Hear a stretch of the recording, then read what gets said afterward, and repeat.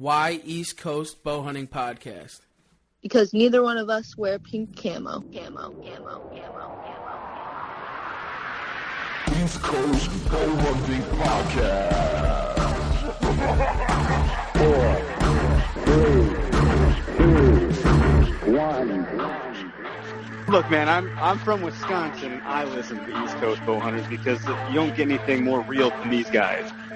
Because East Coast Bowhunting sets the standards for keeping its listeners informed on everything that matters in the hunting industry. It's nice having somebody, local and represent the East Coast boys. The East Coast is going to saddle up. Number one source for slaying whitetails on the East Coast. Well, you might see Jesus if you actually do something, it'll get you into heaven. Why East Coast? Why not? I'm East Coast, baby. That's how we roll. Chew on that. Come on the show, a stranger, and you feel like one of the boys when you leave. Because I get my hunting camp anytime I want. There's some absolute monsters roaming the East Coast, and I think it needs a little attention, so why not bring it to the East Coast Bowhunters Podcast? Man, because East Coast is a tight-knit crew, and y'all like me. Raw, real, no bullshit. Because you guys are hometown boys. I love you guys. East Coast Bowhunting Podcast. This is Kurt Geyer with Working Class Bowhunter, and East Coast Bowhunting Podcast is the only hunting podcast I'll tune into. This is the East Coast Bowhunting Podcast, and we are here in the ultimate caveman or man cave? Man cave. In Tallinn, Connecticut, recording at the Muhlhauser house. And this is a pretty dope area. This is going to get a little crazy. We're surrounded by a whole bunch of furs, bone, bourbon, and of course, Shabim. And I'm your boy D-Rock here with East Coast Trev and Ryan the Porn Star, as well as Ghost Hunter, and of course the hosting Marcus, who needs a nickname apparently. It's pretty cool if we could put a good visual around the room right now. Marcus, Ghost Hunter, and myself were in chairs, and Trev and East Coast Trev and Ryan the Porn Star are on the casting couch right now. But I've never seen one without stains, so it's pretty dope looking. Got some cow skin, sitting on cow skin on that one, right? Cow and sheep. Oh. Sheep lie. You're fancy. Uh-oh. It is soft. Don't touch me. Not you, Trev. You're talking about the couch. Yeah. That's crazy. So let's start us off with, just to let all the listeners out there know, this is the third season, and we're making some changes along, hopefully not with a lot of sponsors, but we, like any good thing out there, it evolves, and some people just want to go our separate ways along with the evolution, and there's nothing wrong with that because we'll continue to support all our sponsors, even the ones that may not continue to physically support us, but we'll always talk very well with them because, that's a close-knit group right there, and that's what it's all about, the unity and the greater good. So if paths go separate ways, that's quite fine, but the ones we still remember is, of course, hit it, Ryan. Nor'easter game calls. Get them in close. Oh. You threw me for a loop there. I actually pointed to your beer can, but tell us about Nor'easter game calls. No. It's a good way to start it, though. Okay, all right. Shabby. Nice. Nor'easter game calls. The Evo series. You guys have to do it again. The Evo series and the Blood series. We got the boys coming down this coming week for deer camp.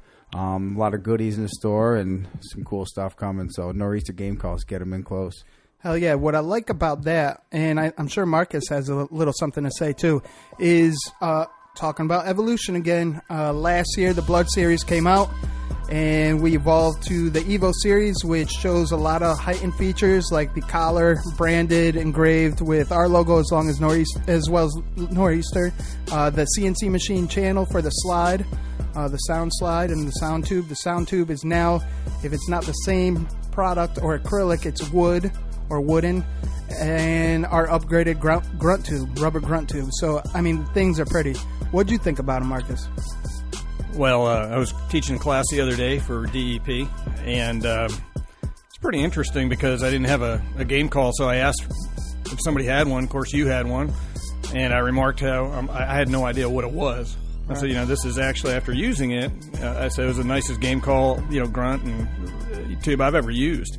And I love the way the adjustability of the sound across the different calls you can make, whether it's a big guttural grunt from a buck or a doe. I mean, it was spot on. So nice. I think my words were, "Where do I get one?"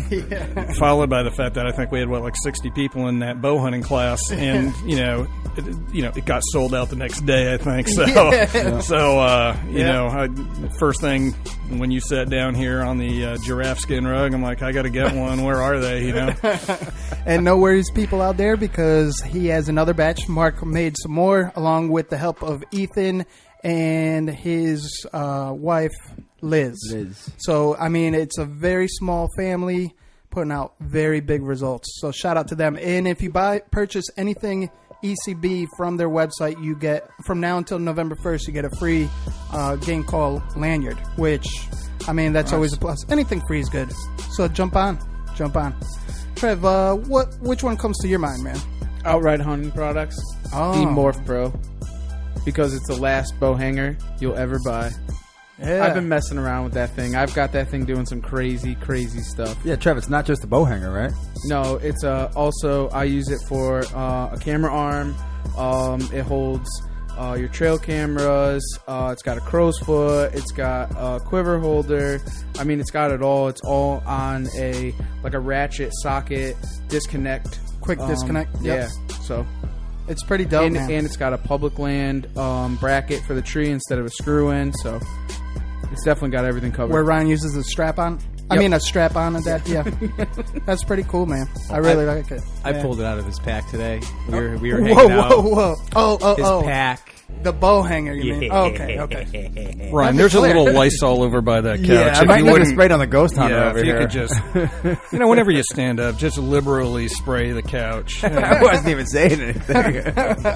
I guess your chakra and your energy you give out must be. We just get a bit pervy. I don't No, know. that bow hanger was by far the coolest thing that I've seen for universal use, for being able to self-film, have your bow close, have it quiet, have it adaptable, and you can just... I ordered one today. That's dope, really? I had to. And I've been buying shit all day today. It was a rough day. Yo, Jeff is a good man. That's an East Coast company out of Pensacola, Florida. Jeff Roddenberry, along with his crew. He's the real deal. He's really cool, down to earth. He's straight G. He's a straight G, man. Trev and I had the pleasure of meeting him in Harrisburg, and he's actually a big dude too, like tall dude, well built. I might ask him out. Got to get him drunk first and see if he'll come home with me. But really cool dude though, for sure. So let's run down our promo codes. We have a promo code for Tree Thrasher, which is ECB 15. Imitate the Wild. Is it 15? East Coast 15. Oh, East Coast 15. Yeah, you're right. And what's the other one? Ethics Archery. If you don't shoot ethics, then fuck you. East Coast 10. East Coast 10. East Coast 10. Well, I love the poor man's reverb. Yeah. It's just easier than hitting the button. Is it? Trev's like, yeah, it is. Yep. And what's the other promo code we got? Death Wish Coffee, the world's strongest coffee. East Coast 10.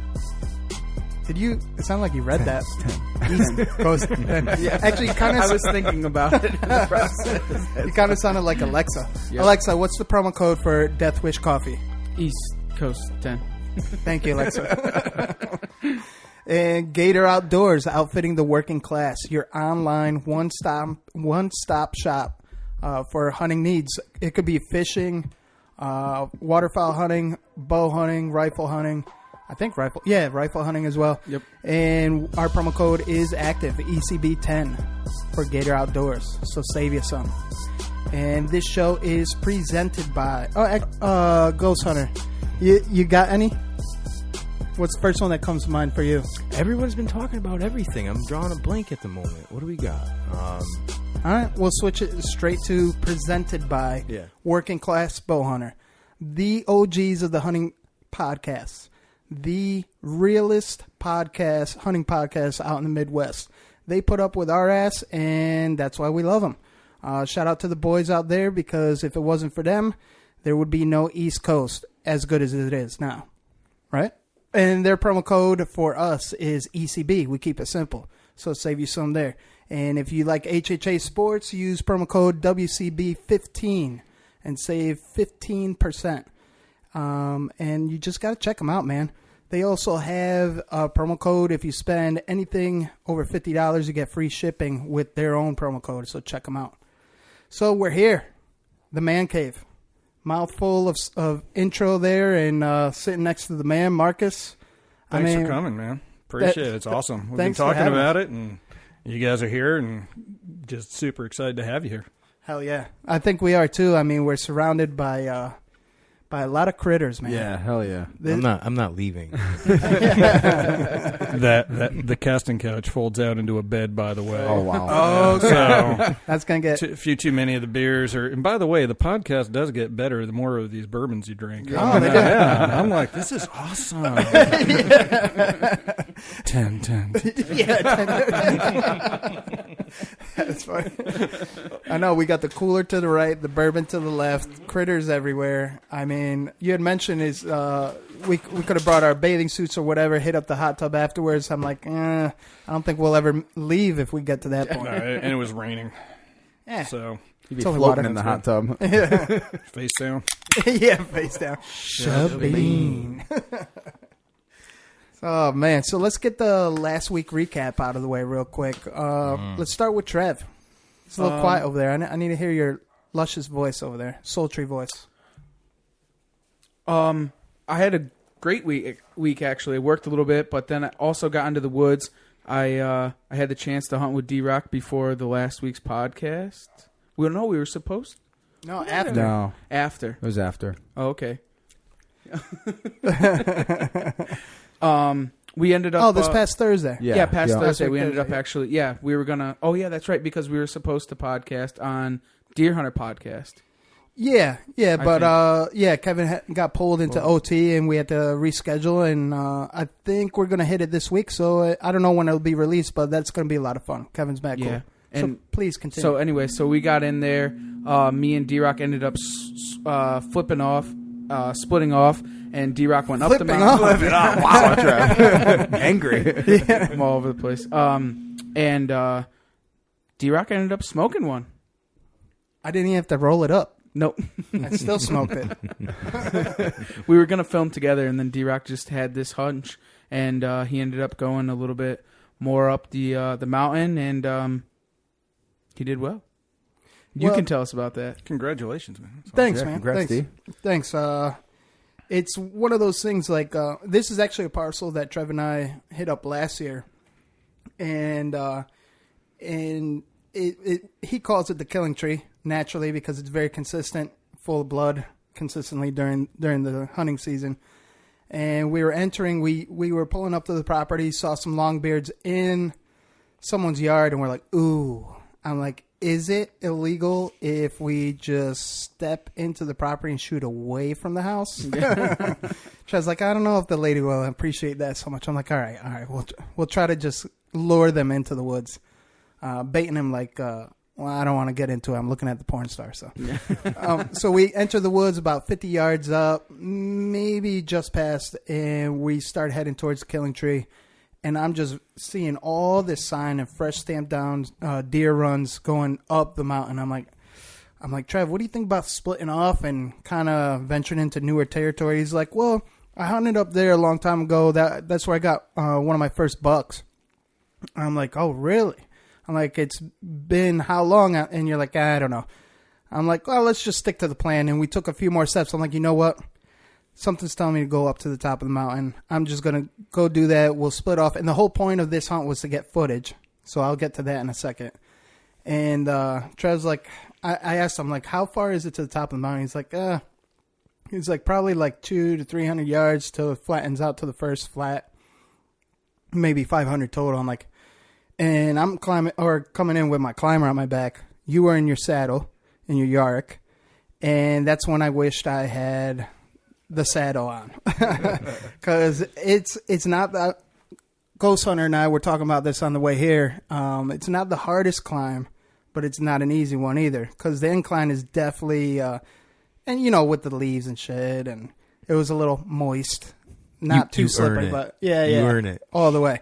So long the short of it, I just read fresh sign, came to a major crisscross of highways, deer runs, found this split tree, beech tree, which was the best option to have most shooting lanes at the top there.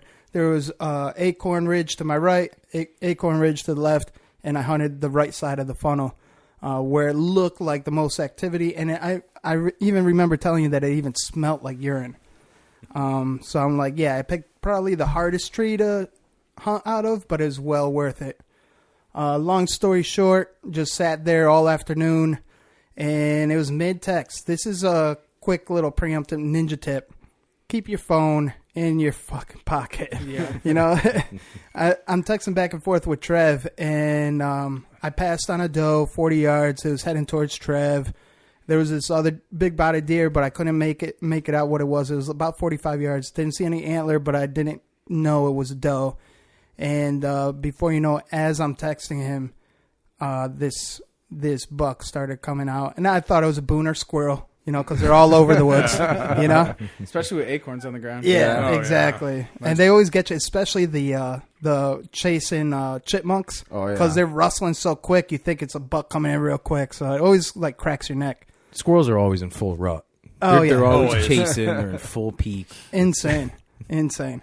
So to get long story short, again, the short of it is, he came up. I saw a bone. I'm like, ooh, it's a big body spike, and he started grazing. He gave me his broadside first, but I had my phone in my hand. I'm like, fuck. So I put my phone away. I pointed the cameras. Thought I turned on my above head camera. Nope.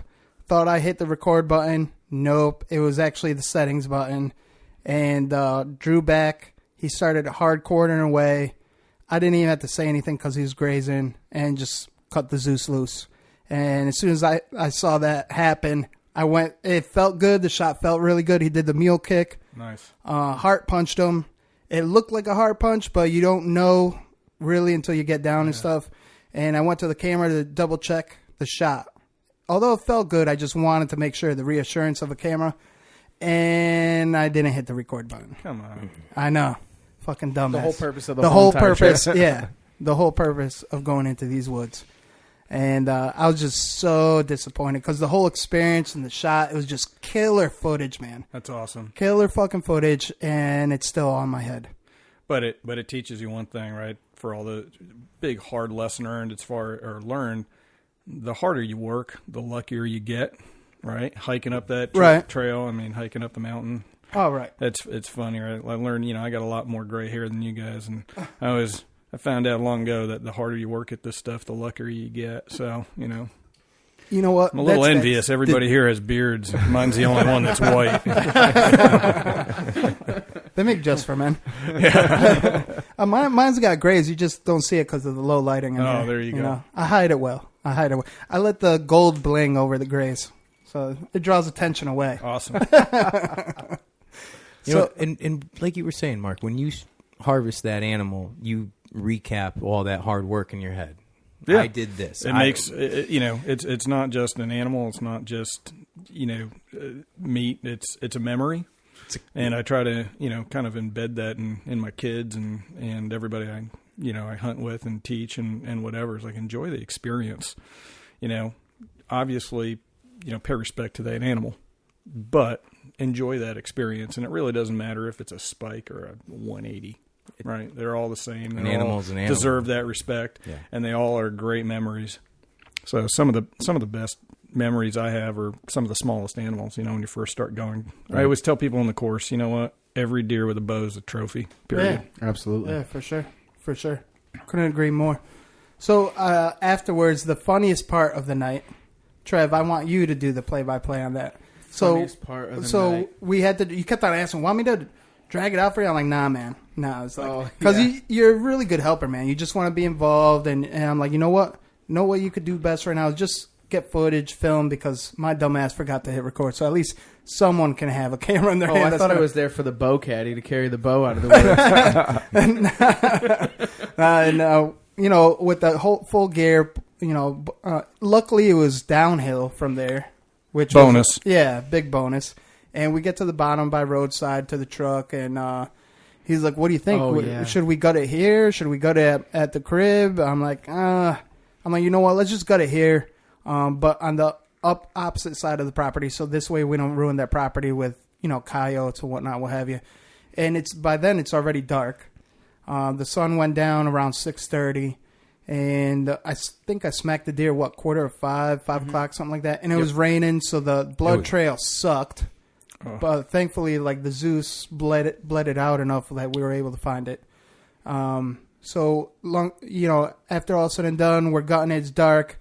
Trev, take it over from there. So D-Rock goes, man, I'll tell you, you definitely been doing this for a long time, because if it was for me, I would need a flash. And then what happened was I went to go grab the piss sack and I squeezed it, but I had already cut off the actual penis, and it squirted right in D-Rock's face. So I'm trying to get it out of the cavity in the pelvic bone, and I just squeeze it and it just squirts all over D-Rock right in his face. Was that a Muhlhauser knife? Yes, it was a Muhlhauser knife. That's what they're designed to do. Yes. What, to spray penis juice so everywhere? sharp. If you read the instructions carefully. I use that knife every single time. That's my good luck charm. It's always in every single backpack on every single hunt. Thanks, man. I appreciate that. I like when they're used. Yeah. Well, I was told that they had to be used. If not, they were getting taken back. I went into somebody's house once. They had it on display in their cabinet, and this was halfway across the world. It was in Africa. And he proudly showed me, and I almost had a conniption right there in the guy's living room. Well, there's no blood on it. What is wrong with you? Yeah. Mine's bloody, scratched. Yeah, all the above. One more beer, we'll get that thing looking like brand new. We'll take it down in the shop. And nothing like playing with knives after a few beers, you know? Yeah. They come with Band-Aids, dude. They do. That they do. Oh, man. So, yeah, I mean, in the middle of the dark, mid-sentence to get back to that story, because it was just funny, man. It was. At first, it was ugh, and then a slight hint of getting pissed. I'm literally no pun intended. No pun intended. Yeah. I got pissed every which way, because Trev was like, "Here, just hold the legs," and because at first you're like, "You want to do the honors?"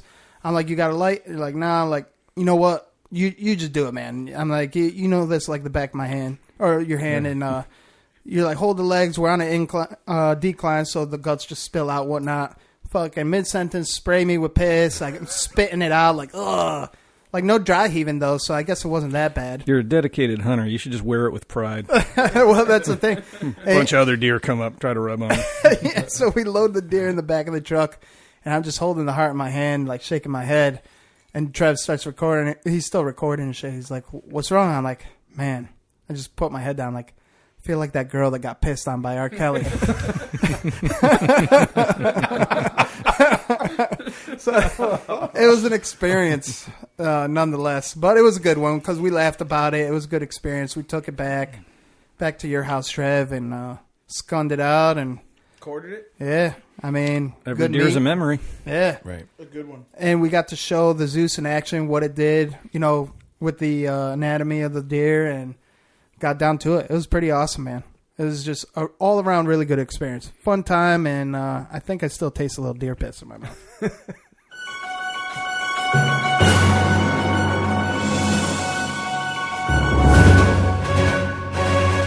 What's up, Slayers? And welcome back to the weekly Whitetail News with Ryan the Porn Star.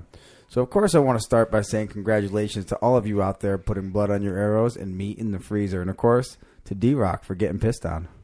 You like that one, right? That was fucking Do I pass the casting couch? Yeah, come on over. No room over here, bud. There's an antler right there, just with the tine sticking up, just waiting for you to sit there. I always use protection. Oh, man. So last episode, I did bring to you all some information about a recent bear attack that happened here in Connecticut. On the episode, I told you that it took place in the town of Simsbury, Connecticut, but it did actually take place in Southbury, so I did want to correct that from the previous episode, because I'm sure there's some of you out there that may have read this and go, Porn Star was totally wrong. So I did catch that. Mike Salter caught it as well. He hit me up. I already knew, but Southbury, Connecticut is where that did take place. So on to some other news. The cold weather is going to be rolling in soon, and many of us hunters, we're going to be running to the stores for those hand and toe warmers, for those long, cold sits. It's only a matter of time till rut's here, the first frost. It's going to be coming. Well, you may want to be a little more cautious about that. A hunter by the name of James Beadham was severely burned on his feet after putting toe warmers on top of his feet outside of his wool socks but inside of his boots. So it was layering between his wool socks and his boot. So it, and he still got burned? He got burned. He Really? sat in the woods for 3 hours. That's weird. And then he realized that it just hurt so bad he couldn't take it anymore. He got home. Well, Mr. Beadham went to the hospital with third-degree burns and is still healing after a year. Jesus. Yeah. What kind of brand toe warmers are these? I want to use them. Hot hands. Really? Yeah, hot hands. He does. He put does have the- a lawsuit against him as well right now. Really? Yeah. Did he use the hand ones or the toe ones? Toe warmers. Oh, He no put them kidding. on the top of his feet, though. Maybe they're designed for the bottom and not the top of your feet. See, but- that's insane because I even told Trev knows this about me. I actually use toe warmers on the bottom and the tops of my Yeah. feet, and I put them on the outside of my wool sock. Yeah, and that's what this guy did. He had them on the outside of his wool socks and still burned right through. And you can check out the article. Was he a ginger? I don't. They showed his feet. They didn't show his. Did it have like orange freckles on it? They were just burned up, nasty, man. They Aren't were you a gross. foot fetish guy? No. Oh. No. Oh. No. I must be mistaken. Yeah. Oh, you're a beard guy. Oh, I have a beard. You know, I've done that before. I've burned myself. Have you? But I took I the full body packs. I almost died one day last year. I just wouldn't get out of the tree. Yeah. And I stuck Burning it up. right to the back of my neck. You know, just on the. I had a thin Under Armour on. That ain't right, man. I didn't care. It kept me warm. I was happy. I came home. I took a shower and I ripped off all the skin off the back of my neck because I forgot I was so frozen, and it was one of the most miserable. I have pictures of it. It was miserable. But I earned that. I earned that. So with age comes wisdom. Yes. And they make these heaters now that you charge using your phone charger, which is outstanding because it provides renewable. Not that I'm some greenie here, but you know, you got a bunch of renewable heat. You grab like 3 of them for $20 a piece. Use them every day, and when you're a dumbass like me and you need to recharge your phone because you forgot that you can charge your phone with your heater. That's Nice. insane. So Yeah. there I you didn't go. know that. Like that. Yeah, $20 a pop. Really? Nice. That's I'll worth send it. you a link. Send me a link. Like I'll do that. it. Drop it in the DMs. Yeah. You guys have your beer crack, and I got my You got your twist. I got my bourbon twist. There you go. Bourbon twist. We But like I'll the switch to bourbon beer later. All right. I'm still sipping on my bourbon. I started with Shabin. The blueberry yum yum is back. Whoa. Yeah. It's I delicious. gotta try one of those. There's plenty. We brought plenty. So, I'm sorry. Ryan, Yeah, breaking news. I'm every sorry. time. Yeah, Every yeah. time. Breaking So news. if you're out there searching for some hot hand toe warmers, be advised, could get some 3rd-degree burns. Oh, that's what we were talking about. The Yes. toe worm. Yeah. Okay. Then we got to some other stuff. So. For your weekly whitetail forecast here in Connecticut, we are, as usual, on an ever-changing weather pattern. The winds are high as a cold front passing through tonight. It's going to bring some heavy rain and thunderstorms, and of course some great opportunity for a good morning hunt tomorrow if the rain clears in time. Otherwise, get yourself out there mid-morning, early afternoon, like I know Ghost Hunter and East Coast Trevor are going to be doing. For you moon phase hunters, we are currently at the 70% waxing gibbous phase, which Ghost Hunter, you were pretty correct on your guess of 72 earlier. Yeah. Yeah. That's I can't remember shit other than the weather, the moon, and where And deer have been Yeah. on camera, on trail pictures for the last like 10 years. Ghost Hunter, what'd But- your girlfriend wear to dinner last night? No idea. We went to dinner. I bet you remember what she didn't wear in bed, though. Well, it was a long night. I didn't make it to the tree today. Okay. So Fair with, enough. with that, the, I checked cameras, though. Trev and I covered some ground. so with that, the full moon is coming this Sunday, the 13th. So get out there, put your boots to the ground, and some meat in the freezer. And that is your weekly Whitetail News, brought to you by Ryan the Porn Star. And as always, send Trev your nudes. And send me some news.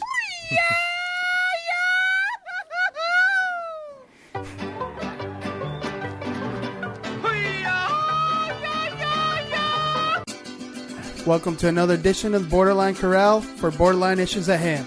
People, we need to support our local shops. We lead by example by starting from ground zero. Want to get your bow work done right before your eyes? Shop at Trader Jan's Archery Pro Shop and Wicked Twisted Bowstrings to get that at-home feel and Archery Pro service. Supplying your archery needs since 1991. Get wicked and twisted at Trader Jan's.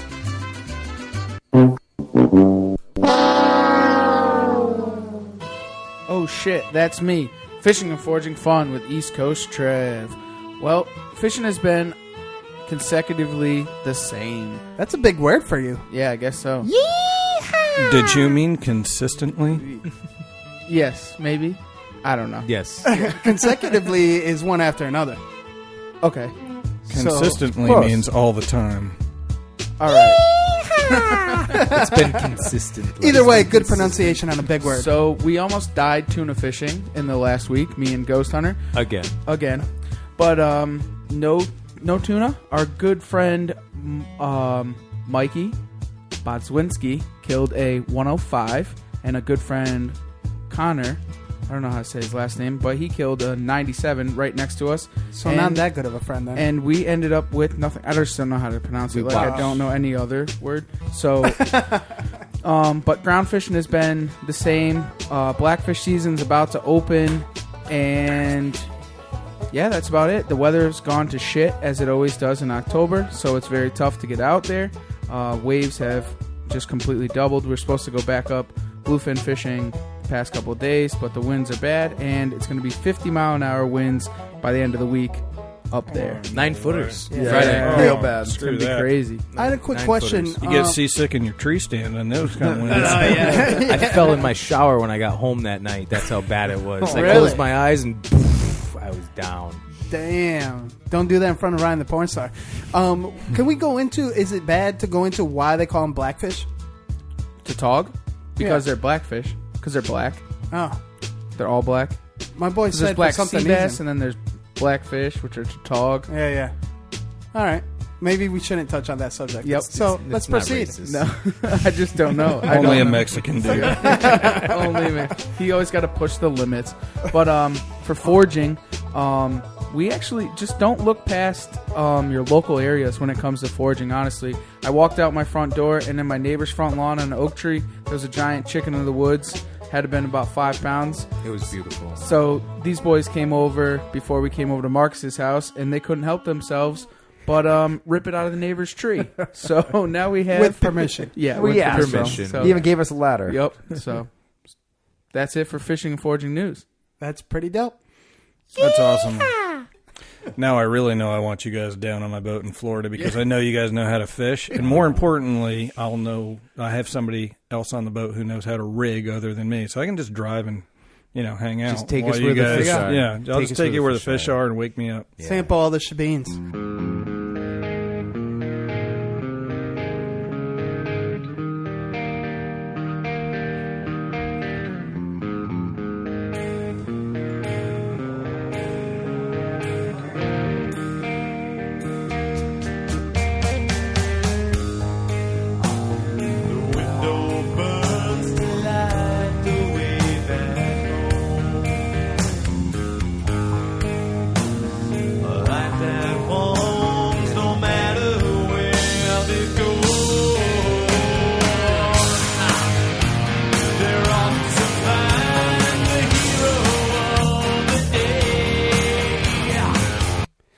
So we're not back on the line, right in the man cave of Markus Einstein Muhlhauser. So you were in the intro with us. Now you take the mic and take the floor, and let's kick it off right, man. For our listeners out there, tell us who you are, where you're from, and where we can find you. So, hey, appreciate it. And thanks for coming by my man cave. Thanks for... hanging out, drinking beers, and having some bourbon, and, checking out probably the only ostrich you've ever seen shot with a bow. So it wasn't me; it was my son Hunter. Oh, nice! Appropriate name, yeah. Yeah, no, shout out to him. He had to move to New Jersey for an awesome job, but his heart's up here on the East Coast and of Connecticut bow hunting. So, gotta love it. But, I met you guys at a bow hunting course. I'm chief instructor for the Connecticut DEP. I'm a conservation instructor, bow hunting specifically. Live, breathe, and bow hunting. Love it. One of my trucks out there, as you saw, the license plates, bow hunt. So, also a knife maker. And, and part of my time, I'm actually a businessman. But hunting you actually work? I do work. Okay. Yeah, I have to support my my hunting somehow. So I do work. But yeah, and I love it. So big into hunting. Been doing it for many years. Been teaching for about 20 years now, and enjoying it, and also making hunting knives and things of that nature. So been fortunate enough to hunt all over the world, but it's just really cool when you get back home and sit in those Connecticut woods and see the colors and the leaves and everything that the East Coast here has to offer. Just absolutely in love with it. Amen, brother. And that's something that's really nice that you touch on that too, because for someone that hunted the world pretty much already, that's what you look forward to, is coming home and hunting Connecticut. As a matter of fact, right over my right shoulder is a pretty big ass buck taken out of Connecticut, which is insane. So can you kind of paint the picture a bit? Let's dive right into it. To hunt Connecticut correctly, how would you go about it, or how would you give good advice to go about it? Well, my first piece of advice is that we have excellent hunting here in Connecticut. And a lot of people have a misconception that you have to have amazing land or you have to have private land or whatever. When I first moved to this state, I had absolutely nothing. I mean, a bow that didn't fit, arrows that were they were mismatched because I didn't know any better. There's a lot of guys out there like that don't have the guidance of a pro shop like Hall's or any of these guys to, set them up. I didn't know. And, but we had the state forest. And so I'd hunt state forest. And what I realized was the harder you worked at it, the luckier you got. And so that's huge, man. And so I would go into the state forest and I found out that most people, would probably hunt. They would hunt within 300 or 400 yards of the truck, and I'm in my mid 20s, I guess you could say at the time, and living in an apartment in Manchester, they don't take kindly to you bringing a deer, over there. So I had to find a butcher really quick. But I would tag out like in Schnipsit State Forest here in Connecticut every year just by going into the thickest stuff that I could find further away from the road than anybody else would want to hunt. And so, from a word of advice to those new guys who think that they don't have a place to hunt, there's some wonderful opportunities in state forest. And then I was fortunate enough to get the private lands and things like that by mostly helping the landowners, whether it was cutting their fields or doing some chainsaw work or just doing. Most people don't want to do the work to help the landowner; they just want to ask permission. And so I would help these folks, and I'd slowly gain land. And so when I moved into this house, all I had to hunt was 25 acres of private land plus thousands of acres of state land. And I met my best friend, and then we started hunting together on that 25 acres. I gave him everything I had, and and off we went. So when this house was built, the funniest thing was the day we closed on the house that afternoon, there was nothing in this house. Nothing. There was nothing on the walls. There was no furniture, but there was a deer hanging in that garage below you right now. That's badass. So you christened it right. Yeah, and I got married like 3 months before that. So so my wife kind of knew the priorities. So she's always been great. She's phenomenal. But one thing she always understood is this is part of who I am. And that's important, man. That's important.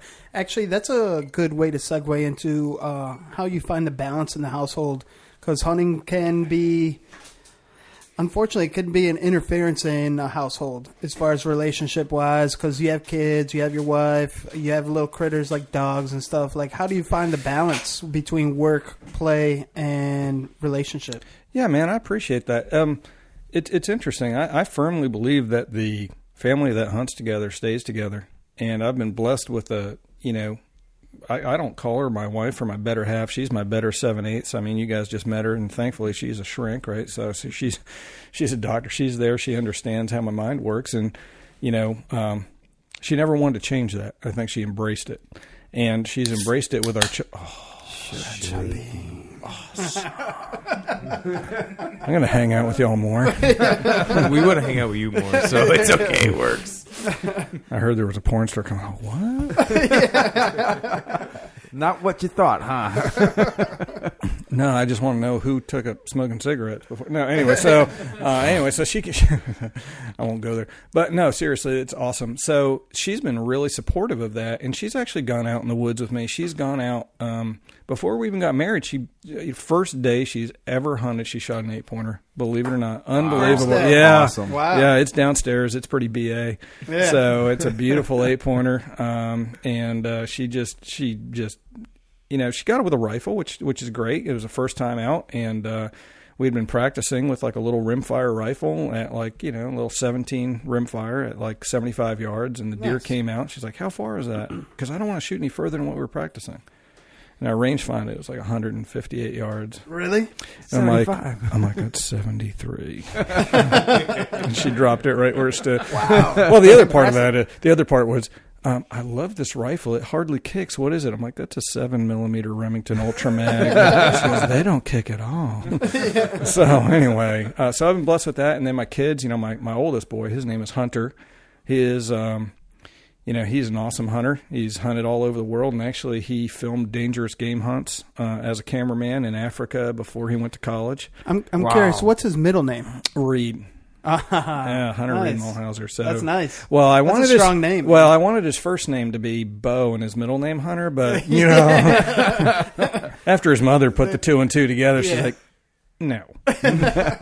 So that's how dedicated I am. But he's phenomenal, and he's gotten a lot smarter than I am when it comes to hunting, because he'll a few years ago he was at college in Philadelphia down at Temple University and doing really well down there, and he came home and a friend of mine and I we were really having a tough season. I mean, we were out in the woods here in Connecticut, and we try not to shoot anything. And it doesn't. This is not opining on what anybody else does, but on our property, if you've been doing this a while, you say, you know what, we're going to try to shoot 8 points or better, or whatever your thing is, right? Some people have that.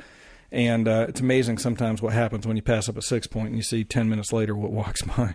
So that's why we do it. But anyway, we could not get a big buck on the ground. And so he came home for Thanksgiving, and of course it's in the middle of rifle season. And you're going to love this, being East Coast bow hunters.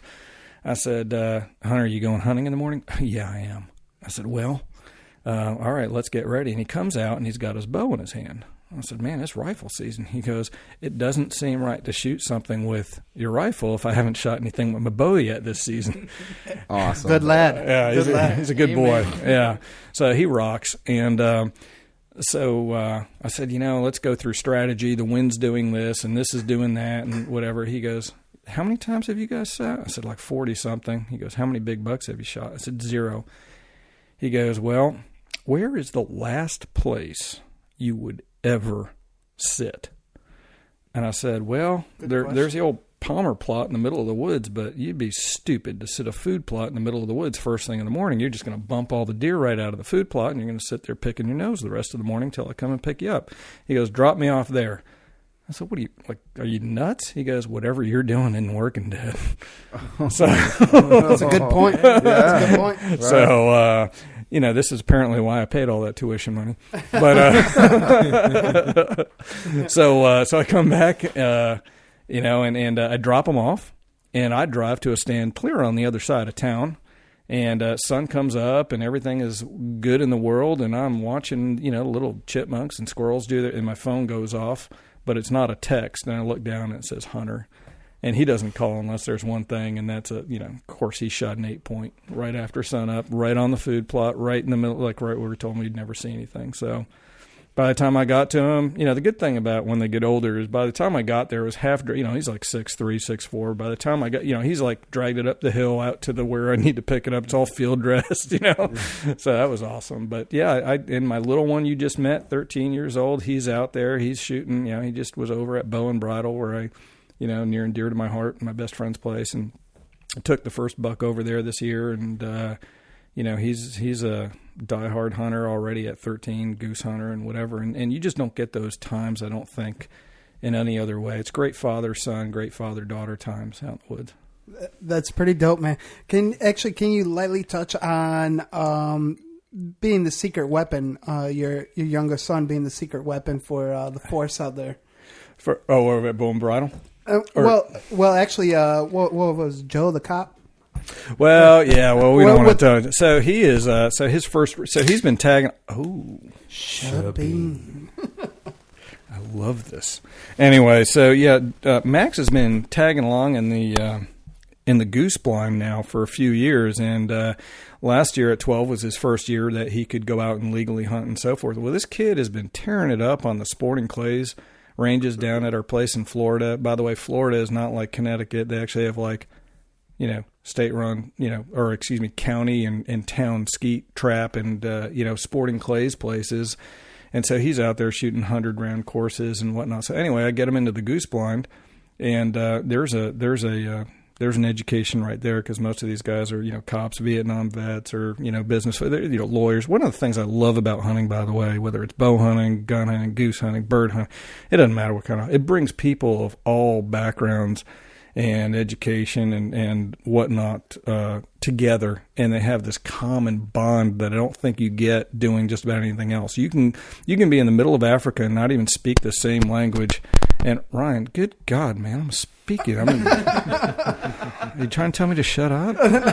I'm old. I'm like 2 more years. I got Alzheimer's here, and I won't remember what the hell I said. And you're messing around with the damn mic over on my couch. It's being recorded. You'll remember. Oh, okay, thanks. You can look back. But what I was saying is, it brings people of every background and ethnicity and socioeconomic status together, and I see that, sex, gender, age, in my bow classes, and I love that. But so anyway, we're in the goose blind, and this dude, my 12-year-old, he wanted a Benelli. That's what he wanted for his birthday when he turned 12, and he saved up most of the money, and the rest he got and whatever. And he got this 12 gauge, and he's just a goose slayer, man. It's crazy. That's awesome. And we got a cop in the blind. I love him to death. I used to be in law enforcement way back when my beard wasn't gray. I didn't have a beard. And you allowed me in your house? It's so long ago, I don't remember it. So, yeah. so anyway, so he goes out there, and he's just slaying these geese, and we had a pair come in at one point, and Joe I would just mention him as the cop. Okay. I don't want to embarrass him. Sorry. Too much. And, we all, the guy who's our hunt leader said, you know what, let's just let Max shoot only on this one. Of course, he smokes one and kind of embarrasses people that are 2-3 times his age with his shooting ability. So it's pretty funny, because we're all wondering, hey, Joe, what's going to happen when you get in a tight situation and actually have to use your firearm in the line of duty? Excuse me, sir. Hold on. Let me get Max, the 12-year-old, to back me up here first. That's awesome, man. So, and by the way, he was down shooting down at the gun range down in Sarasota, down in Florida, the other day with a new 9mm I got, and this kid was just all 9s and 10s the whole time. So unbelievable. They better watch out for him then. Yeah, right. That's really cool. How'd you get into instructing? How'd you get involved with the Connecticut DEP? Yeah, well, that was a long time ago, for sure. I realize that now. Somebody asked how long it was. I couldn't remember. It's about 20 years, believe it or not. So back in the day, I poured a lot of my time into competitive archery and a ton into shooting. I had owned a website called huntguide.com and also did booking and wound up guiding for folks and whatnot, and kind of realized how much hunting had given to me. And at that time, it was just my son, Hunter, and it was an amazing thing. And I was shooting down at halls all the time, and they need a little help with their course, and that one thing led to another, and was able to kind of help folks, whether it was with their archery equipment or just techniques and so forth. And I took a lot of pride in just passing on the knowledge that I gained in hunting. I remember when I first started hunting with a bow. I got spoiled. I got shot my first deer when I was 16 in New York. And the very first morning, I scouted one day, went with my dad. I shot a 10-pointer my first day, and it was incredible, right? And then after that, I didn't shoot another deer for 5 years, But I tried, and then I started putting together the fact that all these different things that need to take place in order to get one with your bow. But I never lost faith, and I never gave up. And you'd have deer right in front of you, and you'd draw back, and your arrow would fall off your wrist or whatever. And then I met the guys at Hall's, and we started shooting together, and actually went on a few hunts together, had fun with that, and then I started shooting competitively, and I lived with Butch Johnson for a year, way back in the day when he was that was the time around the Olympics. So of course he's been to multiple Olympics, I think 5 now, if I'm not mistaken. So that was the Sydney Olympics. And so while I was kind of getting my life back together, to be honest with you, I mean, I was living there and going through some rough personal times. And that's when I started actually teaching, and then one thing led to another, and we started doing more and more classes, and I became a senior or chief instructor and so forth after that. So nice, man. And don't be afraid to dip into that a little bit. Like, do you think that was the driving factor? The fact that you were kind of like trying to revive your life, so to speak, and you're going through hard times. Like, I mean, you could definitely dip into that, so this way we can paint the picture a little bit better and we can relate a bit more, because everyone goes through their ups and downs. Yeah, man. I mean, the woods were always there for me, right? So, amen. Yeah, and I think not to get too deep into it, but that's the truth. I mean, for me, everything's about God, family, and outdoors, and hard work and so forth, and so. Kind of going back to my roots and things that I loved. It was always there. Didn't cost much, right? And it was a beautiful thing. So I really enjoyed it. And at the same time, I was doing a lot of competitive archery. Got picked up by some sponsors and whatnot. And then from there, with the whole website and booking hunts and arranging for hunts, was asked to guide on hunts. I wound up guiding down in Louisiana and would fly down for a week or two at a time and guide down there. And just met really good people, and got picked up from a sponsorship perspective by Mossy Oak, and was on some of their megabucks. Back then we had VHS. It was this little thing you put on your TV. Yeah, we've got a bunch of them downstairs. I don't have anything to play them on, I don't think, but and it was kind of like surreal because I remember when I met my wife Anya. I'd sit there and. I remember some Sunday mornings or Saturday mornings, where you'd sit there at the TV and you'd watch TV and you're like looking at this deer up on the wall, and then you look at the TV and like, hey man, that looks just like that deer. Oh, that is that deer. And then you look at me and there I am with non-gray hair, hunting. It was awesome. So those folks were really good, and Hoyt and Easton and those folks. So it was a lot of fun and really enjoyed it. But I always felt like this profound joy from just passing that on to the next generation. And I felt that, when academically, when I look at it and I say, okay, well, hey, what is really out there responsible for the conservation of our wildlife? And I started looking at that because there's not one person, you guys will see this in another 10 or 20 years. There's not one area that, if you're my age, right, I'll be 50 this year. And really, yeah, I'll be 50 in December. You don't have any Latino blood in you, because you look younger than me. Or perhaps, man, I don't know. That's pretty good. Arriba, underlay. That's all you need to know. Yeah, that's really all you need to know. So I was in law enforcement for a period of time. I've had problems with my knees, and so all these careers I started, whether it was Marine Corps or went in law enforcement, they all kind of ended rather abruptly and violently with orthopedic surgery. But I told you, I took 5 years of Spanish, and the only thing I remember is raising my gun and saying "Levanten los manos." So, excuse me, "Levanten los manos." Shit, senor. Okay. So that, and I spoke German before I spoke English, but I don't speak it very well unless I'm drunk and in Germany. So whatever. But I did realize the last time I was over there about midnight that after midnight, apparently, when I speak English, I do it with a German accent. So who knows?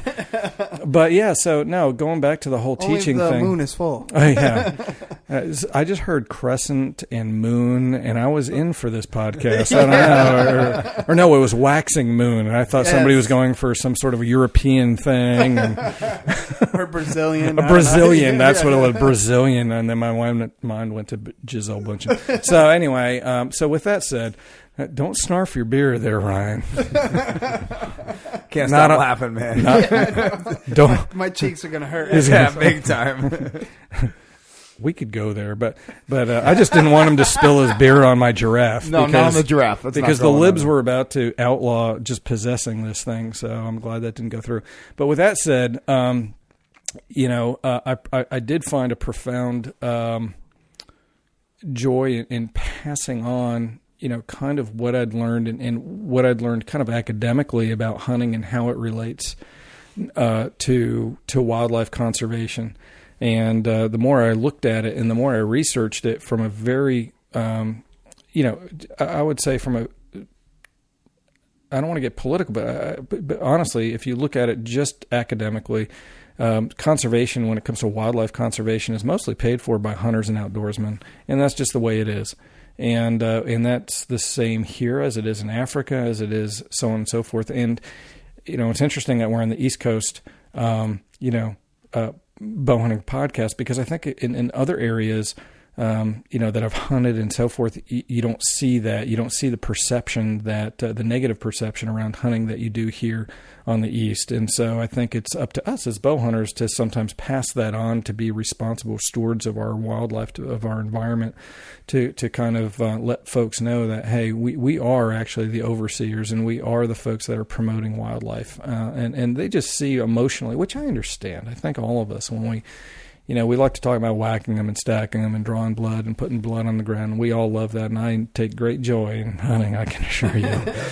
But with that said, we have a responsibility to educate others that what we do, both financially and from an active wildlife perspective, harvesting deer, is actually helping our wildlife and so forth. Because there's not what I was getting at before is there's not a single person my age out there that doesn't know of a beautiful spot they used to hunt or wish they had hunted that was a beautiful field or pasture, wildlife area, or whatever that's not paved over and developed. I mean, here in Connecticut, you look at, closest one I can think of is Evergreen Walk, where I used to go when I lived in an apartment near there, and I used to just sit there and watch the deer at night. Now it's an Apple store and, the Ted's Montana Grill and whatnot, so. That's insane. So, I mean, in short words, you could kind of say we're the Masons of the woods. We are. I like how you put it, the stewards. It's actually, that's a very, very strong word. Because it is up to us, and that's what we're all about. Along with, we all believe in our own individual beliefs, different gods. I don't know what God Ryan believes in. I don't even want to know. It's probably naked. But at the same time, though, on a serious note, this is what we're about, the education and the unity and the greater good. Because this is something you brought up when we were not recording a second ago, for the bathroom break and bio break. There you go. I like that. Actually, I'm going to write that down in my notes. The kind of like international language. Can you dip into that a little bit? Yeah, it's really true, man. I appreciate that, D-Rock. I mean, it's pretty cool that you can get together with just about anybody in the world. I mean, all of us here, we don't know each other. I mean, I've met Trev before, love him. He's a good friend of mine, and we've had beers together before opening day here in the backyard, the fire pit by the pool, and but take it beyond that. I mean, we don't know each other much other than the classes and whatnot, and here we are speaking a common language in brotherhood, and it's the same no matter where you go in the world. It's the most amazing thing. I've just been blessed when it comes to hunting and everything else in life. But my point is, we're talking about Hungary. We're looking up on the wall here by the TV here, and it's surrounded with roe deer, roebucks. Not Sears and Roebucks, right? So roebuck is a small deer, awesome deer found in Europe. There's two deer in Europe, by the way. There's the red deer, which is the stag that we all think about when you look at a bottle of Jägermeister. And not that I would ever do that or drink that every time I shoot a deer. That's where I got my the deer blood. But there's the roe deer, which is a much smaller deer, very tasty, by the way. And but equally just impressive. They're like a small little whitetail. It's freaking phenomenal. And here I am in Hungary. So I've only hunted them in Germany. I'm in Hungary, and my uncle and I were hunting there, and he's German. And I'm on I just flown from Salt Lake City, Utah, to Boston. Went to the office for like an hour. Went home here in Connecticut, got my rifle, got everything, went back to the airport, flew to Frankfurt, got there at gosh knows what time in the morning, and then like hunted, of course, because that's my family over there. They live for hunting. His entry foyer has 200 and something roe deer, just to give you an idea. You think we got it bad. I mean, these guys hunt like crazy. And then, next thing I know, we're back at the airport flying to Hungary. And my guide doesn't speak. Well, I said to my uncle, I'm like, does a guy speak English? He goes, oh, no, you have your own guide. I'm like, yeah, okay. I'm like, well, does he speak English? Nein, he speaks no English. I'm like, I guess my German will get a workout. He's like, well, he doesn't speak the German either. I'm like, well, what does he speak? Well, Russian and Hungarian. I'm like, well, shit, I don't speak either of those. Nicest guy ever. A guy was an onion farmer of all things who also guided. And unbelievably good hunter, but you can speak this common language of hunting, where we're doing sign language. We know which way the wind's going. We know it's too small. We know where we're going. We know how we're doing it. And within a day, he and I had perfect communication. It was great and one of the best hunts ever. But no matter where you go, no matter what campfire you sit around, whether it's in Africa, whether it's here in Connecticut, whether it's in Wyoming or Montana or Utah, whether it's South Africa to Namibia, wherever, everybody speaks the same language, and you can get people around that fire from every background, every upbringing, every socioeconomic status, and bring them together around that campfire and all become brothers and or sisters or family, I guess you could say, in this wonderful thing that we do. We all share the same fire. We do, man. Five. That's deep. That is deep. It's write that one down, D-Rock. I am. I'm swishing my drink, but you can't hear it because I'm not cool with it. Shopping. I will after this drink. Actually, Ghost Hunter, I want you to kind of chime in on this because this is something we actually touched on the way here as we went to Stewards, Connecticut first before heading to Tolland.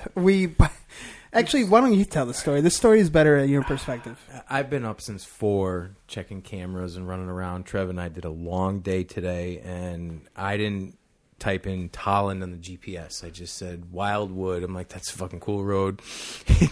didn't type in Tolland. Don't give away my address because I'll probably get car bombed by some of the. No. So we're in Connecticut, Wildwood, New Jersey. Thank you. So long story short, we can fix that.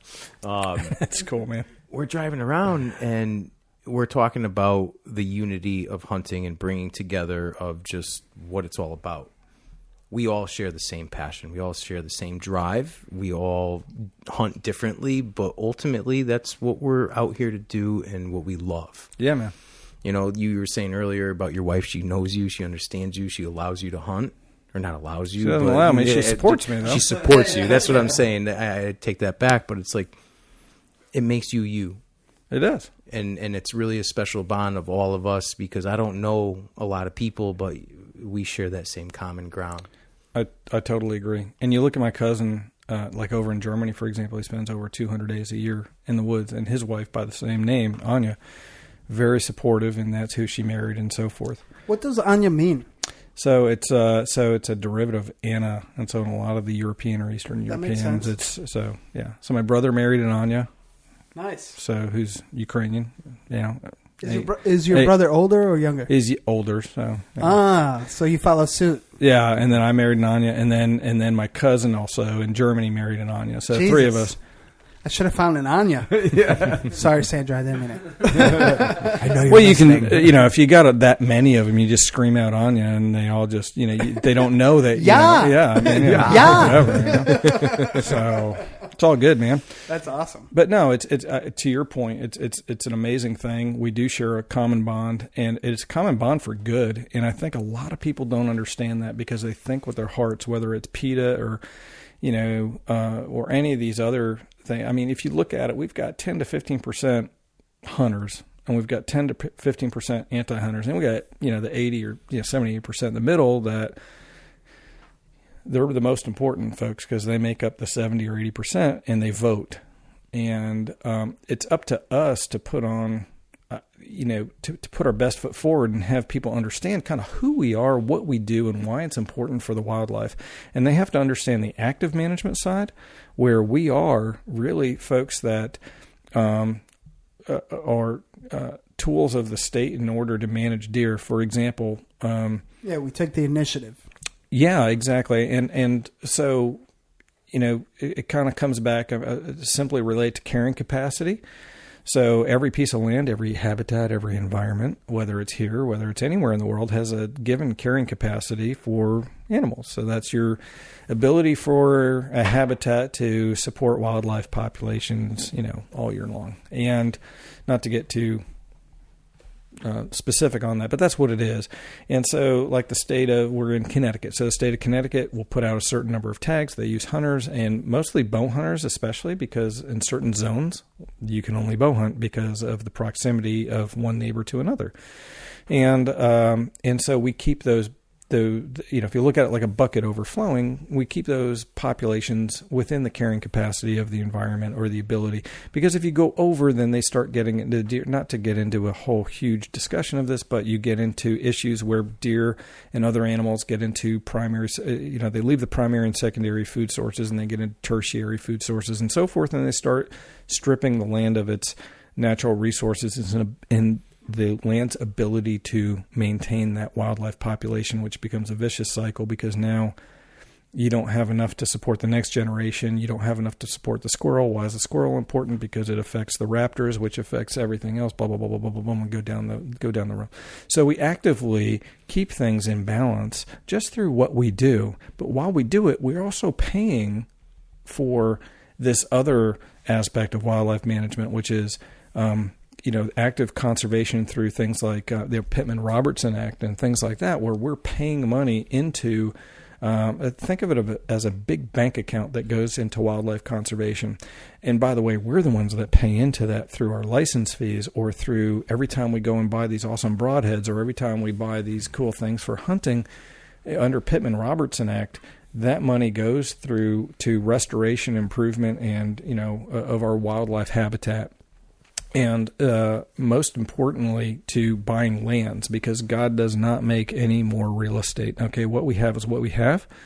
And when we go out and we purchase more land, that land then, for the purposes of wildlife conservation, that land is then locked in. And most of the money that is being kept for restoration it comes from hunters' money, whether that's through license fees, whether it's through Pittman-Robertson, or whether it's through like awesome groups like just Rocky Mountain Elk Foundation over, there are millions of acres that they've put together that can no longer be built on. And, we're all guilty of it. All of us have built homes or we've lived in homes. I look at this home and say, okay, well, this is wonderful. I hope it's the last one ever built in Connecticut. But the reality is a deer used to walk where this home was. And so we're guilty of that. So things, the money that we put in is huge, and the PETAs of the world put nothing in. Actually, they take money out of our coffers, so we have to pay attorneys to fight them so that we can conserve wildlife. It makes absolutely no sense. And that's a touchy subject, and I really want to circle back to that. But a little curveball is being a DEP instructor that you are, chief instructor. I apologize. Is what'd you think when our boy Catty Cowboy kind of said like, "Hey, let's put something together with these East Coast boys," and like, who? What was your initial thought? Damn, right, that's a long breath, and that's it. We'll cut that there. No. Yeah, I try to tell people in all walks of life I don't do politics, right? But it's interesting that the people you think that would be on one side, they're really not. And so, and again, I try not to listen to news or whatever, I dig in. I actually look at numbers, and I look at where money goes, and I look at the fact that certain people want to they did combine environmental with energy, so it's no longer Department of Environmental Protection, it's DEEP, which combines it with energy, right. And thankfully we were able to make it so that here in Connecticut anyway, that our fees now still do go to what we want it to, but it was the people that you'd least expect it that wanted it to go somewhere else. So anyway, I try to remain apolitical in everything I talk about. Hopefully that's fair, D-Rock, man. That's cool. That's cool. And let's go back into what you're dipping into a bit is a lot of people feelings or emotions are actually probably the biggest driver for anyone that is really involved in it, whether it be deactivating hunters or promoting hunters. Yeah, and I don't think, I don't think people really on the outside understand, what our mentality is and the respect that we have for the animals that we hunt, right? You know what I'm saying? It's a big deal. They don't get it. Right? They don't. I try to... my family members are all hunters, which is great. Yeah. But the outsiders that are coming in, I try to teach them, and they just shrug off a little bit. They don't understand. They think it's killing, which it is, and it is. But it's not. It doesn't go unrespected. No, Never. And that's huge. It's funny. I was sitting there yesterday, hanging out with my favorite veterinarian and his wife, who's also a veterinarian. We're horse people, so we have horses and whatnot. And they're huge into showing like cattle. And she's wearing her camo, and she's got this cool like F-150 Raptor and whatnot, and in the front says "Eat beef." That's just awesome.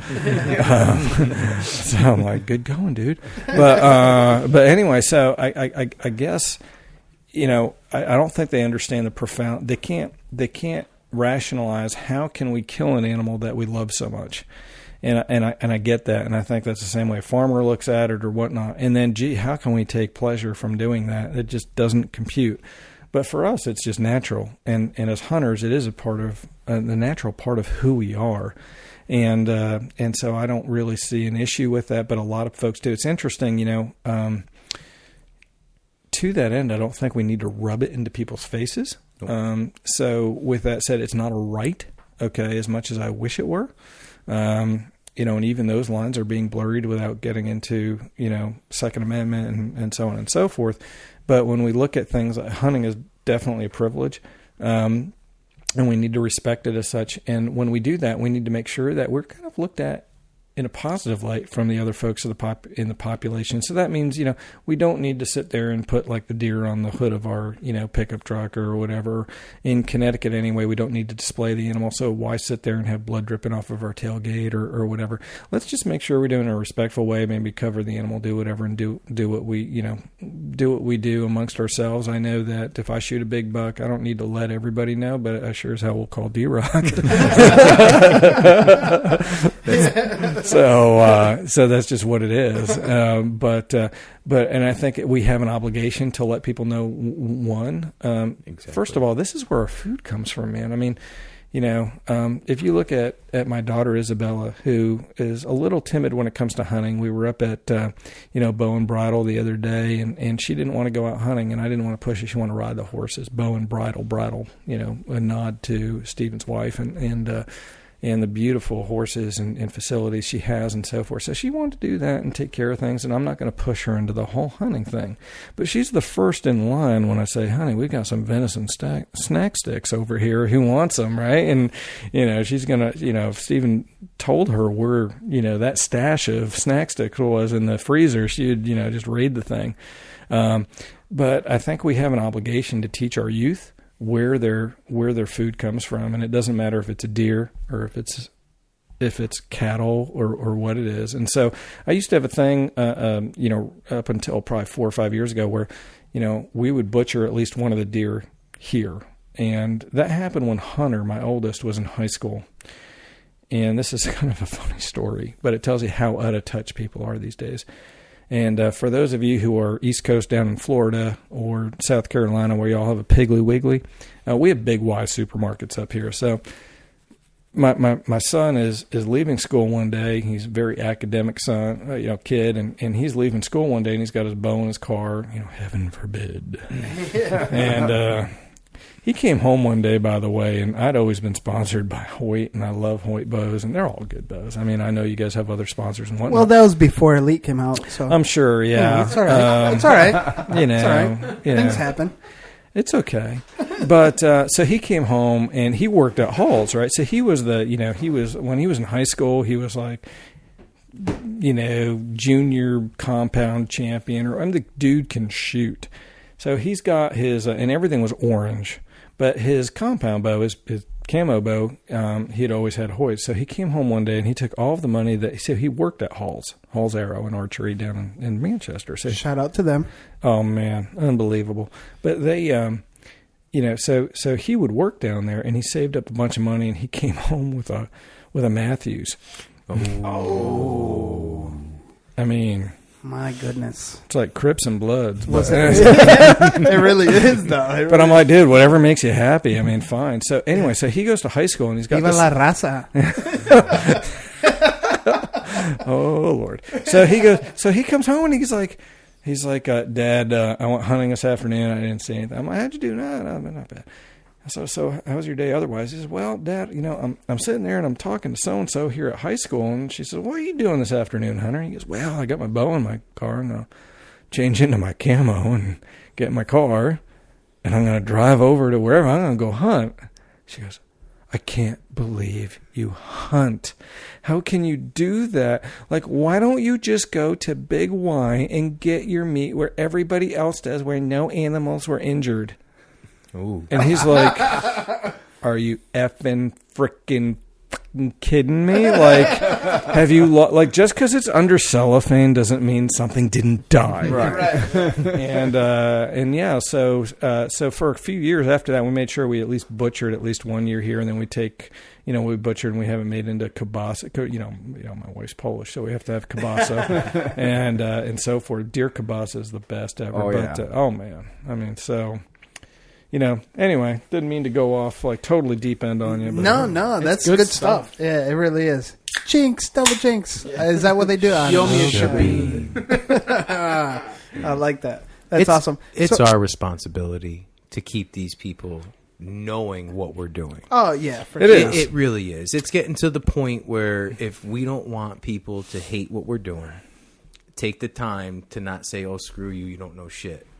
Take a minute and educate them. And if they don't want to hear it, they don't want to hear it. It's fine. You walk on. But you did your part, and that's all that matters. And you know what? I'm glad you bring that up, Ghost Hunter, because that's something you did a really good job on the Bow Hunter course recently at Hall's Arrows.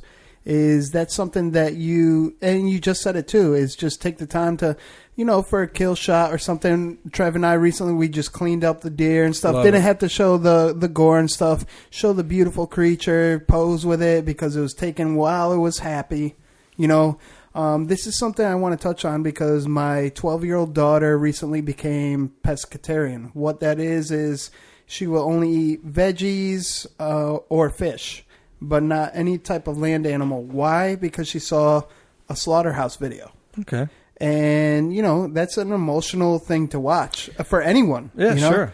Animals that were raised just for that, not like, right. And animals that were just sipping there at the little river and Night. Is that Marissa Tomei? That was Marissa Tomei. Go to sleep. I didn't want to do a full Marissa Tomei because Ryan the porn star is across from me and he was kind of giving googly eyes to me earlier. It'll be all right. That's Shabine. You think he cares what fucking pants you're wearing? My biological clock is like ticking like this. Oh my God! Now you just scare me, Marcus. Trev, where did the show just go to? It went straight to hell. So what I was getting at, little deer lips. Oh my God! Okay, I can't even talk about my daughter right now. So let's move on. So my daughter doesn't want to hunt, but she wants to eat it. I mean, that's just the thing. And she loves pigs, so she doesn't want to eat a pig. She doesn't want to see pigs. She don't want to, but then she can't resist what we all can't resist. Bacon? Bacon. Oh, Come my on. God. I mean, you Yeah. can't resist bacon. You can't. So if you have a pescatarian, just wrap some frickin' fish in bacon and it'll be over. Well, that's exactly what I do is not bacon. I don't use bacon. I don't trick her. I tell her No, everything. I'd never trick anybody into eating venison. You Right. ever hear those stories? Like, I'm going to trick him. No, Yeah, I tell you people. don't do that. No, Yeah. no, I'm not into that. The funny part is she got to experience every part of the meat eating world, and I always ask her. Well, not always, but from time to time, do you miss it? Do you miss the flavor, or would you want? I always ask her, do you want to try a little piece? No, Dad, I'm okay. But every time I'm cutting down, quartering down, or prepping like deer jerky or what have you, or some buco aged stuff, man. she'll cut it with me. She's there every step of the way because she understands it. It's just that video really imprinted something in her that she just can't do it. I think eventually, maybe she'll come. I mean, both of Oh, our she'll wives come are around. in the mental health world, right? Mine's a shrink. And Isn't whatnot, that scary? Yeah. We must be fucked up. Right? We're fucked up. Yeah. So, beyond compare. We're FUBAR. Yeah, So, FUBAR. military That's a good term, one. sorry. Yeah. But you know, it's funny because I remember my son being 12 Hunter, a big dude, and just a great kid. And actually, I'm sorry, he was 16, so this is the first time, or 17. Anyway, it was the first time that he was allowed to hunt by himself. Honestly, I wasn't too far away. I was sitting in a stand on the same property, and we were texting each other. But it was the first time that he was allowed to sit by himself.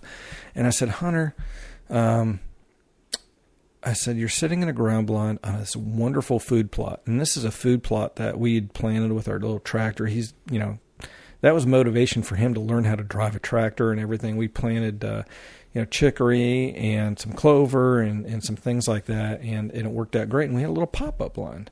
And y'all, I'm sure everybody here in this room has hunted out of a pop-up blind and has learned the lesson that where your sight picture is not necessarily where your shaft is going to fly, right? So he's sitting there, and I said, son, just text me pictures, and I don't care how good you are. I don't want you taking a shot outside of 30 yards. He goes, fair enough. So I'd get pictures of these does, Dad 42. And I'm on the other side of the property. My heart's probably beating just as fast as his is because, there's something about a dad when you let your kid sit in a stand for the, whether it's a blind or, whatever, the Proud first daddy time. moment, yeah. Yeah. And I was like, 38. 37. And you're itching to say yes. Yeah, no, but you don't. And I'm getting pictures, right? Because this is, smartphone, so he's got his little, iPhone. And then he's like 31. He goes, next broadside, whacking. And I'm like, okay. But before that, I told him, watch where your arrow goes. And so I get this picture of 30. It just says 30. And this picture of this big freaking doe broadside. And I'm like, oh, this thing is smoked. It has no idea this kid is going to just absolutely smoke this deer. And my buddy Steven's with me. We're texting back and forth. The next picture I get, I swear to God, the next picture I get is a picture of the blind. And it's got this perfect little slice going right through it. Oh my God, stupid idiot. He just shot. It was right under the zipper. You guys know what I'm talking about. You hunt, you know what I'm talking about. Yep. So he goes, Dad, do I go out? I'm like, give it 45. Actually, let's just give it till after dark. And we went out there. We saw 2 drops of blood. We're like, whatever. Let's come back in the morning. And so Steve's there. Steve's a great guy. Steve and Impey over at Bone Bridle. He and I go way back. So he's there. He's my kid's uncle. Actually, my little kid goes, what, Steven's not our blood uncle? This is 2 weeks ago. He goes, mind blown. Really? That's he's so awesome. Oh, he was like, Dad, you just ruined my whole life. I don't know. I thought he was my real uncle. He's Uncle Steve. Anyway, so we go over there, and we couldn't find this deer. He said, well, it went through the opening over. He goes, the only opening to this food plot is over here in the stone wall. So we went over there, couldn't find any blood. We're like, oh, my God, he missed the deer, blah, blah, blah. The deer had jumped 2 feet. He hearted the thing right through the freaking heart. So he was shooting these German Kinetics. Sorry if that's not a sponsor, but German Kinetics broadheads. And it's a 2-bladed broadhead, and that we've been shooting for years. And just blew right through the deer at 30 yards and shot it right through. That was hysterical. But that is awesome. so cool. You know what better time to really, what better time to take a pee-pee break? We'll be right back. Shabine. So, like I was going to say before PP break, what better time to dip into Bow and Bridle? Do us the honor, please. Yeah, first of all, I've been listening to your show there on, I travel a lot for work, so I've been listening to the podcast, and I'm like, oh, that's just like one of those sound effects. No, every time they do that, they are cracking up. And now they've got me doing it. So I went from bourbon to beer, but I live here, so it's okay. And I have no like major executive meetings that I can't delegate in the morning. So, sitting here. Appreciate you guys looking down at the Bow and Bridle, sweatshirt and everything here. And one of the first Bow and Bridle management bucks up on the wall here, so that's pretty cool. We appreciate being here. Yeah, by the way, we thank you. I'm having more fun than I've ever had, with clothes on, and Calm still down. early. Mine are still on. Relax. Why is your zipper down? Oh shit! He's trolling unsuccessfully. Wrong room. So, we'll have to get you guys down to Florida. We'll do some real trolling, I promise you. So we'll do that again. And when we can't whack deer and we're not on the other hemisphere, we'll do some fishing. Word. I like that. So, boat. So you do know the name of my boat, right? No, I don't. Something wicked. Not something, some fin. Like a fin on the foot. Something wicked. Nice. You got that Section 8 kind of lingo. Something. Some fin. I like that. So people in Florida go, what?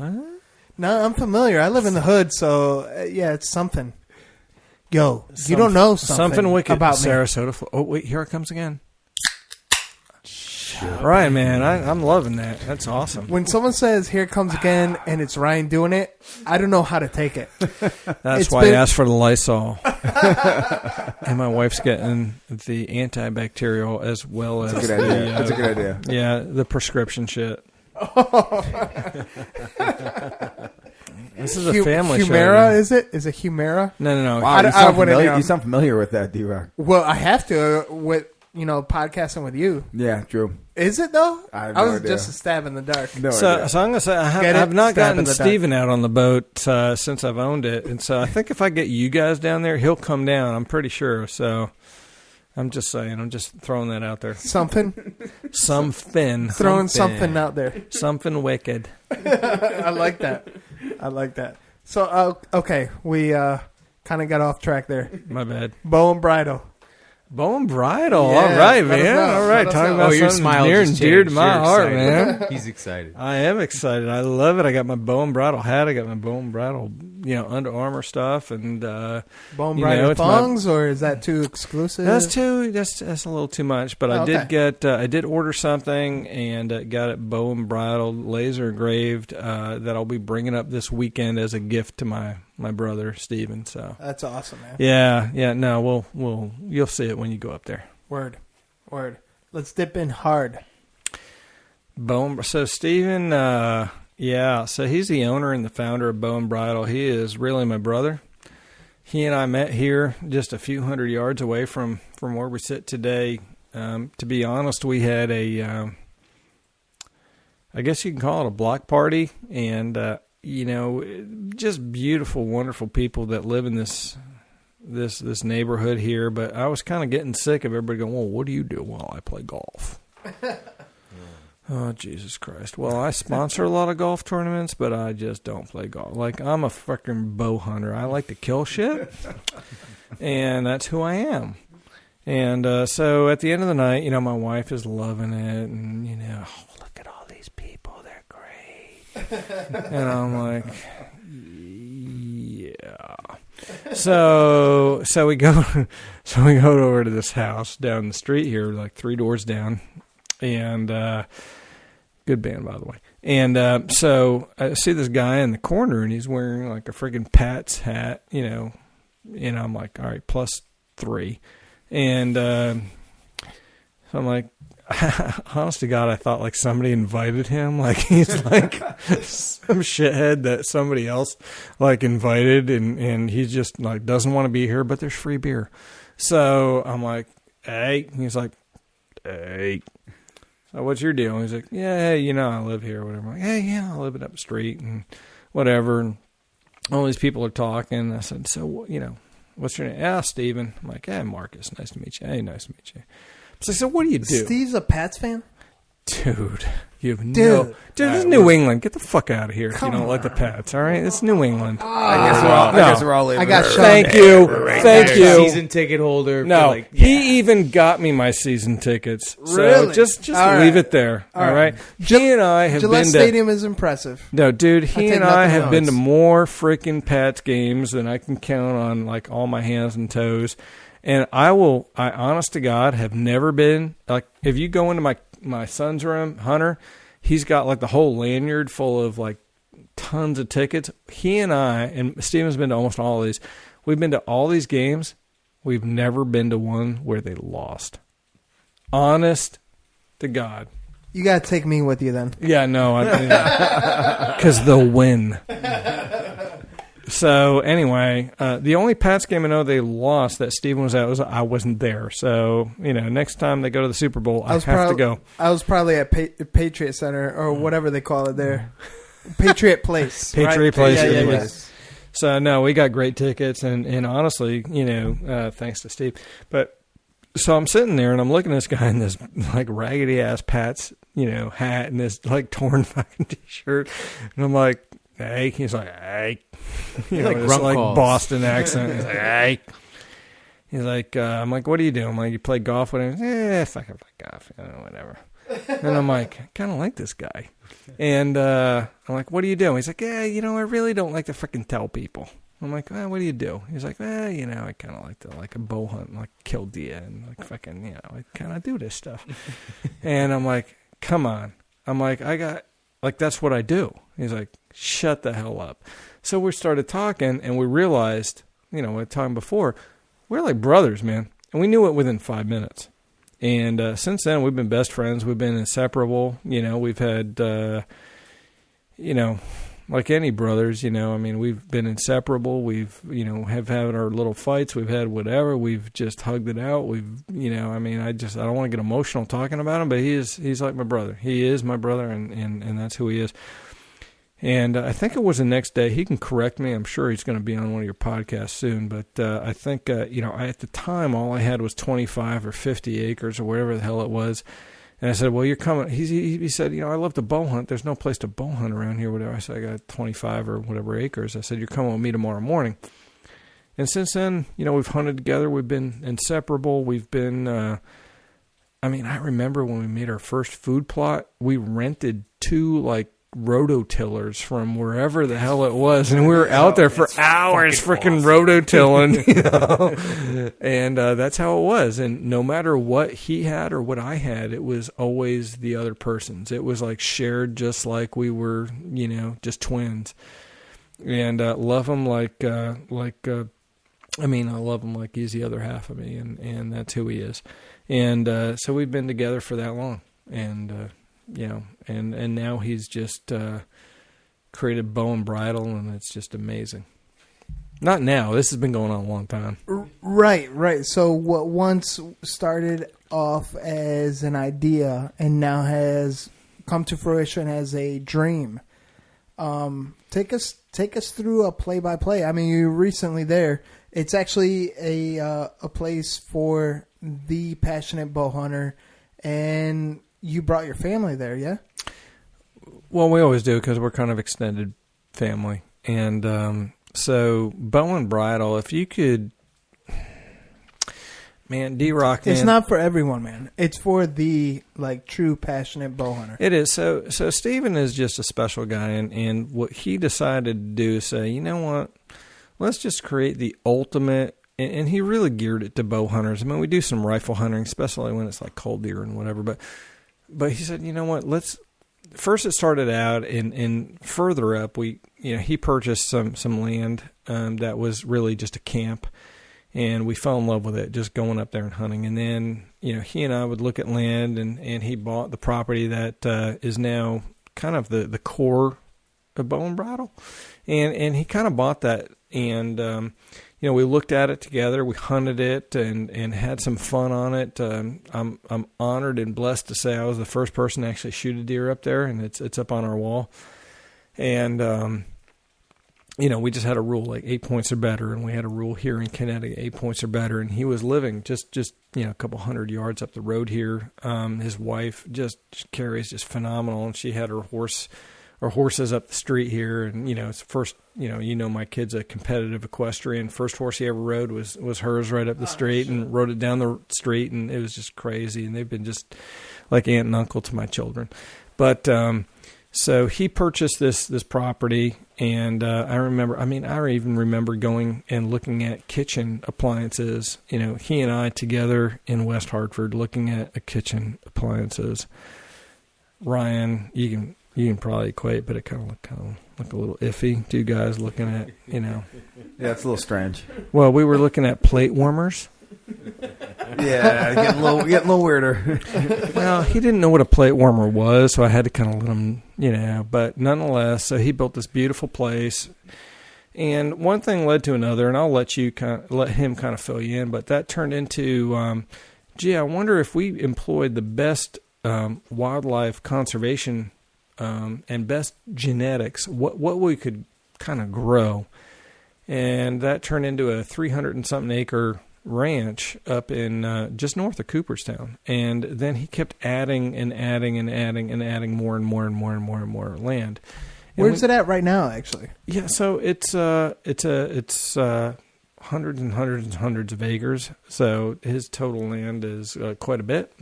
Don't want to speak for him, but it's well over 1,000. Yeah. Yeah. So very modest in what he does, and he has some free range, obviously part of that, and part of that's preserve now. And as part of that preserve, I think if you look at preserves and you say, okay, well, they're put and taken, endeavors, that's not the attitude that he had. Is like, hey, I wonder what would happen if we took this and employed the best conservation model there is. And so he did get some great genetics. He employed things like areas where, you got hundreds of acres that are off limits to human encroachment, period. Just thick. If you can imagine the thickest stuff here in Connecticut, just multiply that times 2, and that's what he's got.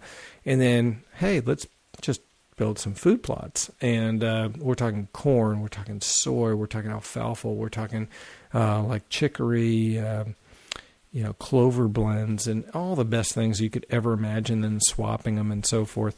And doing that with complete regard only to wildlife conservation and what's best for the wildlife, and then just letting it go and seeing what happens. And so what he's been doing is incredible. Most places have to then compensate by, okay, let's shoot however many trophy deer, let's shoot how many this deer. He hasn't done any of that. So we've just let it, grow over the years. We have shot some management deer. I will say my son Max is like the king of, cull deer, because apparently every time he goes up, something dies. Or 2 or 3. And of course his uncle Stephen is sitting there right there with him like, hey Max, look at that. You have to kill it. So, and you have to ask Max about 0.5 times to kill something, and it's dead before. So anyway, but he created, so let me put it this, so he retired, from corporate world. At an awesomely young age, which I'm a bit jelly, but I mean, shit, well earned though. So if you know Steven, it's well earned. It's beyond well earned.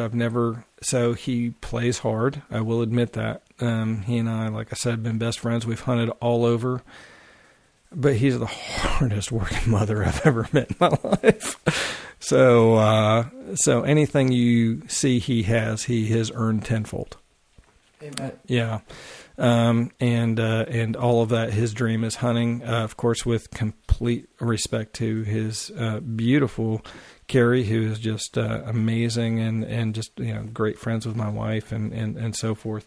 But so they've built this up, and if you put yourself as a hunter and say, hey, look, I want to build the best environment for a deer. I want to build the best genetics for a deer.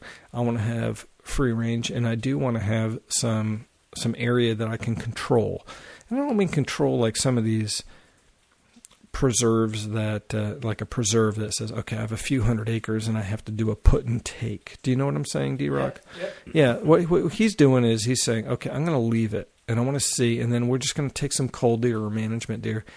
And then, that was many, many years ago. And now is the first time. So I'm blessed and been part of this journey with him. And he's done an enormous amount of work. And, I just kind of arrange a lot of the hunts and enjoy doing that, and I'm glad he lets me do that. But I've arranged a lot of the hunts. We have the first hunters coming up. I guess you'd say paying hunters that are not family.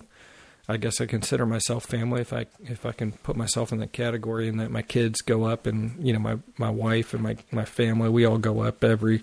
I go up every year. My wife came this year, and we just had an amazing time with Steve and his family. He built a lodge that is just, he bought a log house and have it completely restored, and everything you could ask for is in there. Actually, get into a bit of detail for that, actually. The lodge or just the whole thing? The lodge, and then you could end with your room, because I thought that was a bit comical. Yeah, no, I mean, Steve and I are just, like I said, we're brothers, and so we chat multiple times every single day, and it doesn't matter what's going on. And so we'd say, well, what's cool if we do? And I don't want to give it all away, because if you're a hunter and you book a hunt there's kind of some cool surprises that I don't want to give away. But there's little things that I think we do. He and I have been very fortunate to hunt. We've hunted together in Utah. We've hunted together. I mean, all over the place. I mean, New Mexico. There's just Texas. I mean, all over. And we kind of got together and looked at all the best things that the best lodges have done and said, well, how can we take that to the next level for bow and bridle? What can we do to show the hunters that hunt with us that this is not just an experience, that you're not just part of the family, but that, hey, this is something we want you to remember for the rest of your life. And so we've put those little things together. And part of that was originally he had built this house. He kind of told his wife it was a cabin, and it was the funniest thing, because we went in West Hartford and we were shopping. I don't know what these people thought we were shopping for, like appliances, and they're like, the Whirlpool stuff is downstairs. I'm like, yeah, you don't understand. Steven's like wearing like a torn shirt, torn jeans, or no, he's wearing flip flops and torn shorts. Patriots hat. I'm sure, always a Patriots hat. He's like the Bill Belichick of hunting, right? We just want to make the deer better. We're on to the next deer. We're on to the next 250-inch deer. If you don't like it, go fuck yourself. Yeah. It's a joke, but it's reality. Yeah. At least twice a day, and I apologize for saying this in advance, and I apologize. But, I send him an email, like every day, text message, just to keep him humble, like, fuck you, you fucking fuck. And he's like, he just sends me like an emoji of a middle finger, and I'm like, okay, we're good. So, no, he's a great guy. But so he's like, well, what should we do here? What should we do there? And his wife never came up. Like, Carrie never came up for like years. And this is like the nicest house you've ever seen. So she comes up, it's like all Viking appliances and all that. So she comes up, she's like, it's not a cabin. So he had to build her like this beautiful horse barn with, Amish built, riding ring. But it's part of the bow and bridle experience now. And it's just amazing what they have to offer their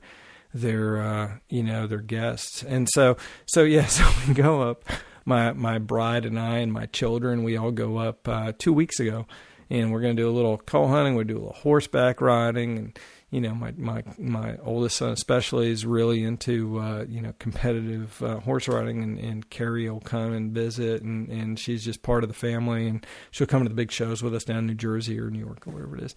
And so we all go up there, and of course he's like, well, I'd seen the lodge. The lodge's a log, like a beautiful log house that he bought last year, but he doesn't leave well enough alone. So he's got to take the thing and gut it.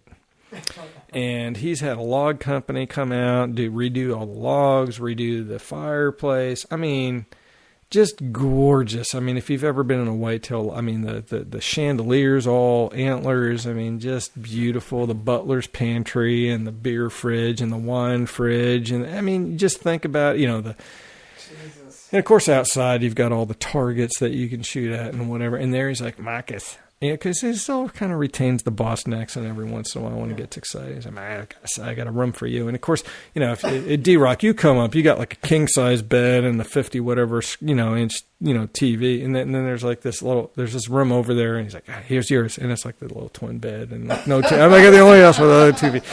So it keeps me humble. I appreciate it. Like I said, it's I'm just happy to be there. So Markus has a closet. Yeah. The servants' quarters. I do. Yeah. No, it's got a great chef up there. Actually, we've been trying stuff out. It's been half the fun is trying stuff out. Max was up there. He took a nice little 7-point cold deer, but. It's funny because he's up there and he's like looking at this cold deer and there's an 8-point and we're debating like, is that a 2-year-old or what is it? Should we shoot it? No, let's let it grow. And like out steps like a 215-inch deer. I'm like, oh my God. And Steve's like, oh yeah. And the same, Max is like 13 years like, can I shoot it? I'm like, no. And believe it or not, it's 200 inches. It's still got time to grow, it's got another year on Not it. Unless you want to come back. You don't shoot no. Study, my boy. So he's got something special going on there. He's got a lot of acreage that, I honestly believe he's got some of the biggest whitetails in the world, and he's just being modest about it. So, yeah. You heard it. The biggest whitetails in the world. No, he's going to kill me for saying that. So let's just say he's going to have a good experience with good food. Okay, we'll go with that. And what is it? Shabing. Okay, so you got shabing and maybe a couple 250, 300, whatever. Oh man! I may or may not have video. You know what the insane part is?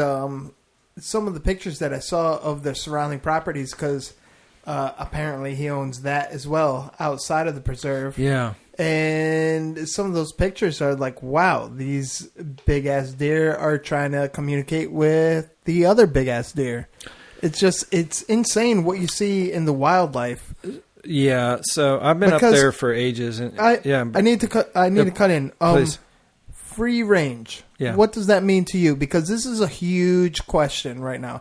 Like, okay, let's specifically talking about bow and bridle. Yeah. You own so much land.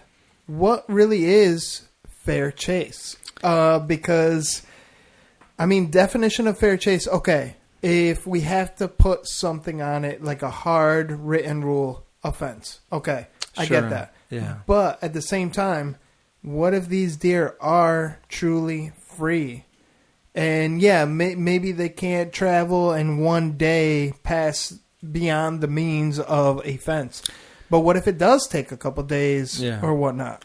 D-Rock, that's a great question. And I think I don't want to pass judgment on anyone. And so in doing so and in saying that, I want to say that it kind of depends on the individual and the person and the experience.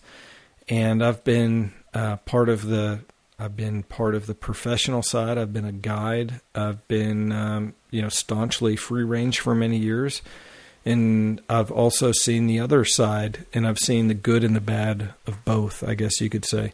And as part of that, to be quite frank, I think you do see areas that are fenced that are purely commercial operations where they're putting and taking deer. And I don't want to pass judgment on those folks. That is up to them, and that's fine. No matter what they want to do, I support them in what they want to do. I've also been in free range operations, in Texas, and they have big feeders and they have all these sorts of things and so forth. And that's great too. It's, I think we all need to kind of respect that, as long as we understand it.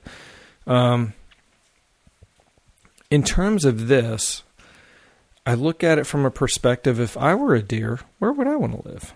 So when we look at something like bow and bridle, this hasn't really been hunted. We've taken some cold deer off of it for sure. to promote the genetics of the larger deer, and that's clear. If a deer just hasn't reached a certain size by a certain age, and we're fortunate enough to not get it on camera, but get it in front of our sights, whether that's bow or otherwise, perhaps we have the opportunity to harvest it. With that said, I think he's done it right. He's almost done it like a conservation experiment. And I guess if you were a true commercial operation, you couldn't do that. And I appreciate that from the people that can't do that and want to earn a living doing this. But in this case, I think Steven's looking at it at Bow and Bridle and said, how do I do this from a conservation perspective where we almost look at it like a huge experiment? And how can we say, okay, well, we've got these deer, they're growing, they're multiplying, and if we're fortunate enough, perhaps we can take some of the cull deer and so forth. Now we're getting to the point where, originally we looked at it and said, well, it'll just be a few of us that hunt every year. And then we started doing the math. We said, oh boy, we really have to, account for more because we're going to have more deer. And so he's instituted areas that are completely off limits to human encroachment. So if a deer just wanted to hang out in those, however many 100 acres or whatever it is, they'll never be seen. What's interesting is being a person that was in the technology field, he's got cameras everywhere. But during the rut, we managed to find tons of deer every year that we never knew existed. It's pretty crazy, man. To see and think about that from a wildlife perspective. Like, how many deer do you walk by, all the time that you never knew were there? So I guess in a way you could say that's kind of simulating free range.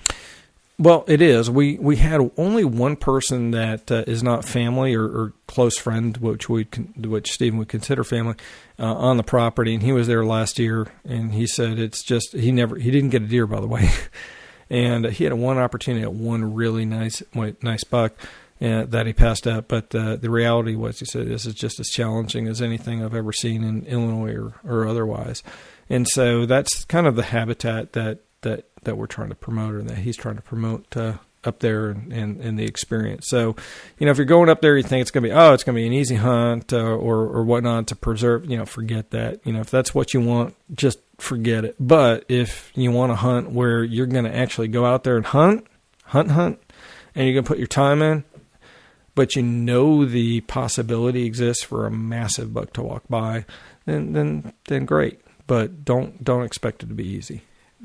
That's really awesome. The only reason I asked this is because, and the main reason that I brought this subject up is because not everyone has the time to really get in there like the four of us, including yourself, which makes the fifth, is to really get out there and grind it out in the woods. Not everyone has that time.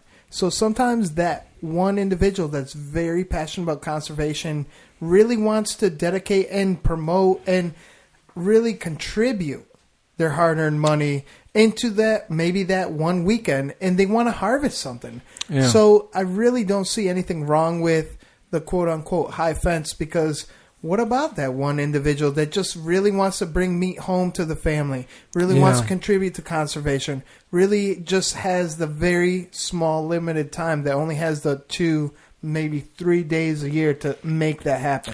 Yeah, this is where this is very important. It's a different spectrum. It's a good point, but I would suggest if somebody only has 1 or 2 or 3 days, that they go somewhere else, because to be quite frank with you, this it really is part of, it's more of a hunting environment where, we take people, we ask them to come in on Sundays, like I'm guiding this weekend, and I'm really looking forward to it. So I'm coming up after church on Sunday. I got to pick somebody up over at Albany Airport. We're going to go from there. We're going to shoot sight in bows and rifles. One of the gentlemen is older, has never really hunted much, and really wants to get his first whitetail. So the other guys are hardcore bow hunters that have been hunting with me here in Connecticut. So they're just really stoked about it. One guy's a surgeon. The other guy's a COO of a company. Not the last name of Polk, is it? No. Okay. Sorry. Because that's a good name to have around there, too. Right? Poke the Pone Store. So anyway, so with that said, so I'm going to pick them up, and then I'm going to be guiding, but we're going till Friday afternoon, and that's where most folks go. So they're going to go from Sunday we encourage folks to get up there before noon. We're going to have a great lunch. We're going to have great meals. We have a great chef now and a great lodge in my little bed. And Ron, you can come up and spoon, man. It's okay. I appreciate the offer. On a cold night. On a cold night. Okay. I'm secure in my masculinity. Cool. Same. Yeah. Thanks, bro. And I feel thank you. masculine Thank you. in your room. Thanks, That's bro. what I do. I appreciate I that, feel bro. masculine where I'm sitting. Yeah. So we're going to do that, and we're going to take those hunters until Friday about noontime, and hopefully in those 5 days we'll be able to score on whatever. But we've got 4 different types of deer. We've got cull deer. We've got management deer. But our management deer kind of like over my left shoulder here. My God. So I was so little story, if you don't mind. No. You sure? Please proceed. So last year, Steve and I, we've been kind of working hard. I've been working at my thing. He's been working at his, and of course he's been working at Bow and Bridle. And it's been a long time since we've really sat a stand together, and my heart goes back to the time where we sat here just up the road 10 minutes sitting on 25 acres together. And so here we are, fast forward, and we're sitting at Bow and Bridle, and I recently broke my leg in like 30-something pieces, so we tried to climb into this big stand, and I couldn't do it, and he goes, dude, don't worry about it, I've got plenty of stands. This dude's got like 60 sit-ups. His property, plus the blinds, plus everything. They actually just smoked a nice cull deer tonight. I just got a text while we were talking. They smoked a nice cull deer out of one of the blinds in the pouring rain. God bless them. So, hell yeah. Yeah, man, I'm just stoked for them. So anyway, so we're sitting there and we're just, it was just emotional. We were just talking about old times. It's just everything we've been through in business and personal, and just everything. And I remember it, we saw one deer behind us, and he's like, yeah. I'm like, yeah, too young. He's like, yeah, too young. And we're talking too young. We're talking like a 160 deer about 100 yards away from us. And the funniest thing is I'm such a moron, and I've been sitting here with my bow that you see over my right shoulder, and I'd forgotten. I'm sorry. Sorry, dude. It's a Hoyt. I know. I'm sorry. It's okay. They sponsored me. But it's got a bloody arrow. He's got a bloody arrow in his quiver, so it doesn't matter. No. Makes up whatever for it. works. There's a lot of good bows. Whatever works. Yeah, no, it's worked well for me and good. So to your point, but no, so I'm sitting there and I forgot all my broadheads. I shoot German Kinetics broadheads, 2-bladed broadhead, awesome. And so anyway, so I'm sitting there and I'm like, oh shit, I forgot my broadheads. And Steven's like, I want you to shoot a freaking pie plate at 40 yards or you're not hunting with the bow. And so I'm like, motherfucker. So I'm like, who's got a damn broadhead I can borrow? So Bob, who's a great guy, and so I wrote like all the literature. So if you ever hunt at Bow and Bridle, all the literature that you get, I wrote like on an airplane somewhere. and it says like, Bob, the baby-faced lumberjack from New York, And so that's what he is. But he's like, I've got some schwackers. And I'm like, I've only seen whatever. Like, give me one. I shoot it. Shoot's fine. So anyway, so Steve and I are sitting and we're just talking. And, honestly, it was, even if we didn't see a deer, I mean, we don't always see a deer. I mean, the last sit that I sat the other day with Max, but big field, we didn't see a single buck. We saw does and whatever. True free range, though. No, it's like, it really is. And I mean, when you talk about planting a food plot of 50 acres of alfalfa and soy and chicory in front of you and you don't see a deer, I mean, you're not sitting in like your typical, high fence deal. It's just, yeah. All right. So he's kept it true, right? So we're Shabeen burp. It tasted good on the way out too. Wherever you got this stuff, I'm all in. So anyway, so I'm sitting there and I'm like, so we're honest to God, we, being the athletes that we are, we're downing an entire sleeve of Oreo cookies in the stand.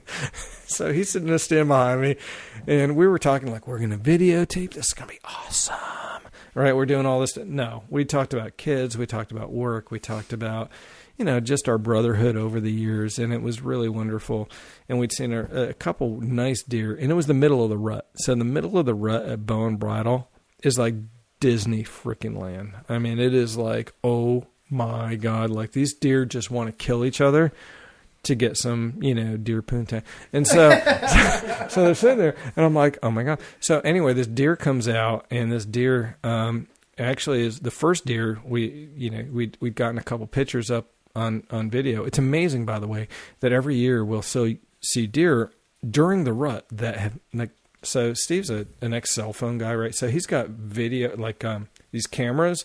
He doesn't do cameras like you or I where you pull the freaking thing out. No, he's got like his own cell phone tower which feeds into a server, which whatever. So like every morning he just goes in and he just looks at like, oh, I've got like 100 and freaking pitches a deer over here. And then I'm going to watch Tom Brady freaking sling some touchdowns over here. And I'm going to call my freaking cousin, my brother-in-law Scotty. We're going to freaking talk about a Pats. And no, so he looks at this and he's like, so you'll see deer constantly during the rut that you've never seen before. And you're like, this is crazy. But anyway, so the deer comes out and he recognized him. I'm like, dude, look at this deer. He's like, oh, that's, Mr. Squiggles. And I'm like, I'm like, you've seen him? He's like, dude, I've seen him like 3 times.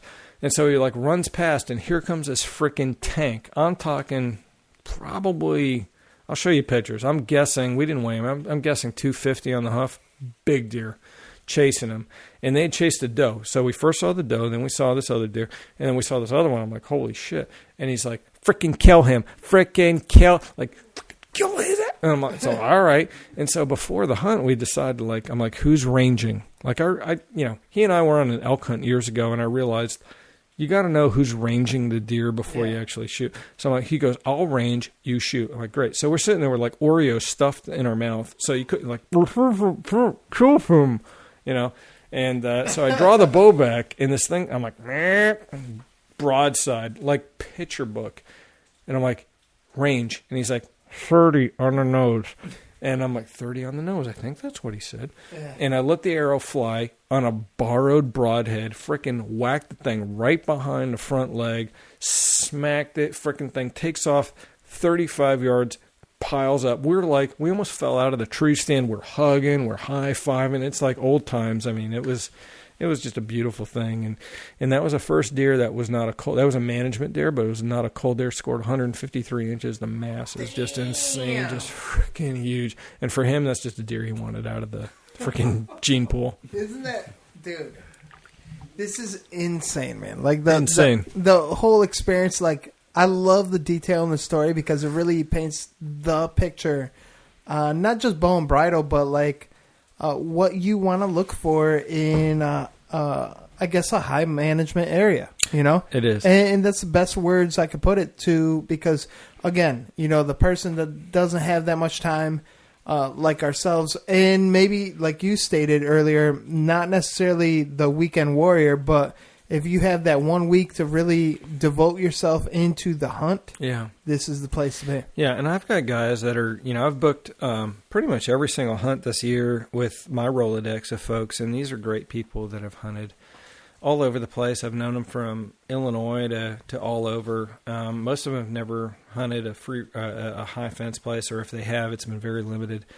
And, I think they appreciate what he has, and they're looking forward to it. So I'm looking forward to being there with them.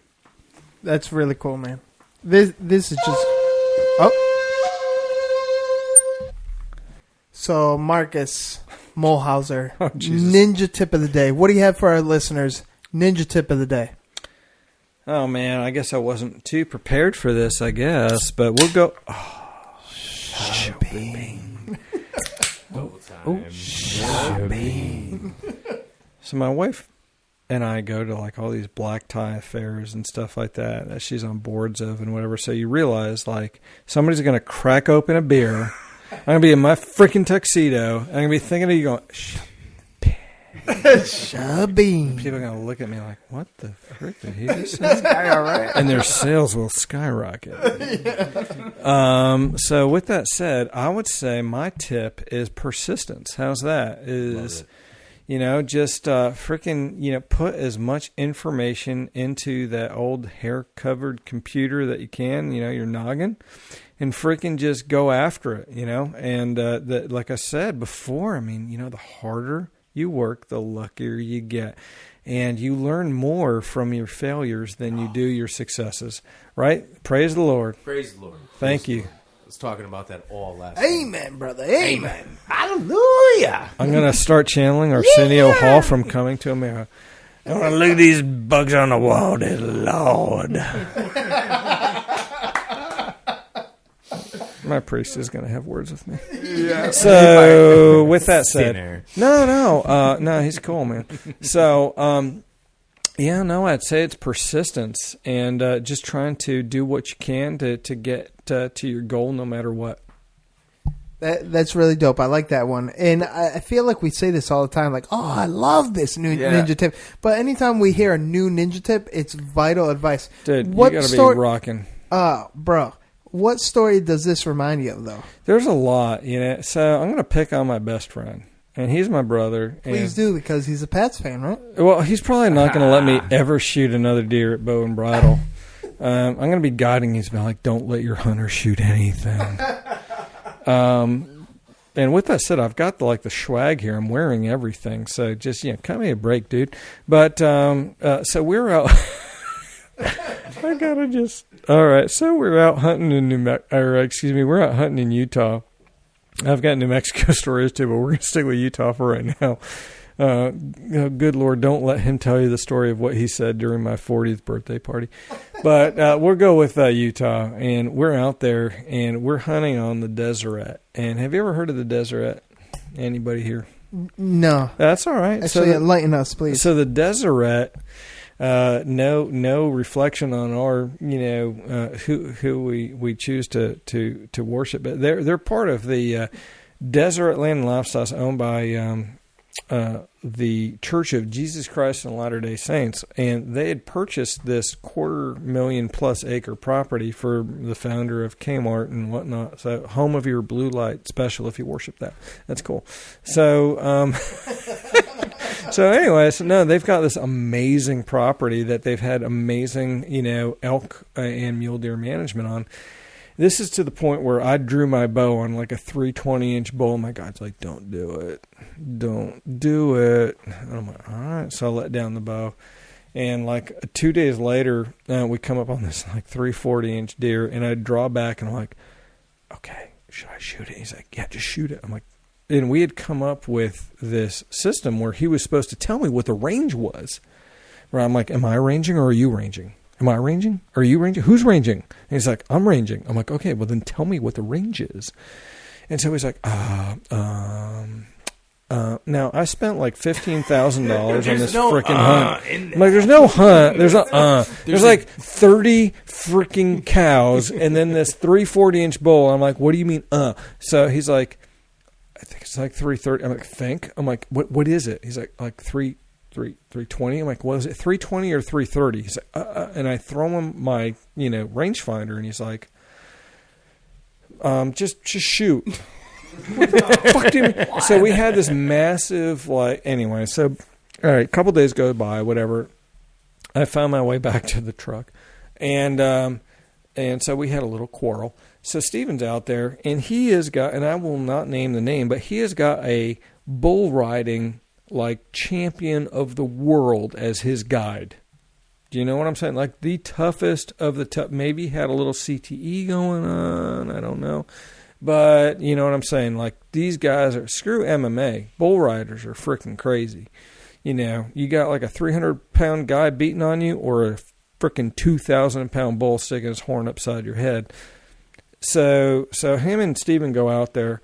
And they hear this beautiful bugle of this elk. And Steven's got his bow, right? And he's ready to go. And he's got some tension on the string. And he's like, he knows this bull is like hook line. Like you ever hook a fish and it's like headed towards it, right? It's like one of those. And he's got this bull coming and Ed Cow called it. And it's like three. And all of a sudden, Steven relents to a higher power, which is his bowels. He's like, dude, I got to go. Oh, no. And he's like, dude, I can't help it. I really got to go. Like, you got to like this guy can like stop the bull from coming, right? So I was like, no, dude. Like, and he's like, so the guide in his wisdom, right, had backed off like 30 yards because he figured he'd just draw the bull past Steven. Mm-hmm. And Steven's got a great attitude, by the way. He just doesn't give a shit if he kills it or doesn't, you know. So he's sitting there and he's like the bull keeps getting closer, and all of a sudden he's like, they're gonna come out. Like, oh my God. So we're back at the lodge, and I heard there was a story to be told. He's like, I almost got one, but I freaking didn't. I'm like, what do you mean? He's like, there's a story. I'll tell you when I get back. And this is broken cell reception, and we've got some girls back at the lodge that are chefs and everything. And I'm like, okay, everybody place bets on how many F-bomb Steven drops during telling the story. And so the one lady's like, 18? And I'm like, oh my God, that's really high. So he comes back. He's like, all right, I got this fucking story I got to fucking tell you. I'm like, we're already at 2. All right? So the bottom line is he's sitting there, and this elk is coming in, but his stomach is giving him issues. Bottom line, not to get too graphic, but in Bull Stone, oh, excuse me, I didn't mean to mention his name. We'll just go to another. But anyway, so there's this dude, Blue, and he's sitting there. He's like, I've never seen anything in my whole life. Like it was like an alien story from one of these people that are witnesses in like Roswell, New Mexico. Sasquatch sightings. Right, yeah. He's like, I've never seen anything like it in my whole life. And so he's telling the story, and Steven's telling the story. And apparently his bull is coming up the hill. He just can't take it anymore. He has to drop camo trowel, which is okay. That's all right. And right in the middle of it, this bull crests the hill and turns broadside. Steven just draws back, anchors, lets the arrow fly, shoots right under, and just falls over sideways, dying laughing. And for the record, it was 34 F-bombs. But it was like a 320-inch bull, so thankfully, it is what it is. And you all get to like tease him about that when you see him in a couple of weeks over a 2-inch pork chop. Oh, man. What better way to get into the next segment, man? And this is how we do it here.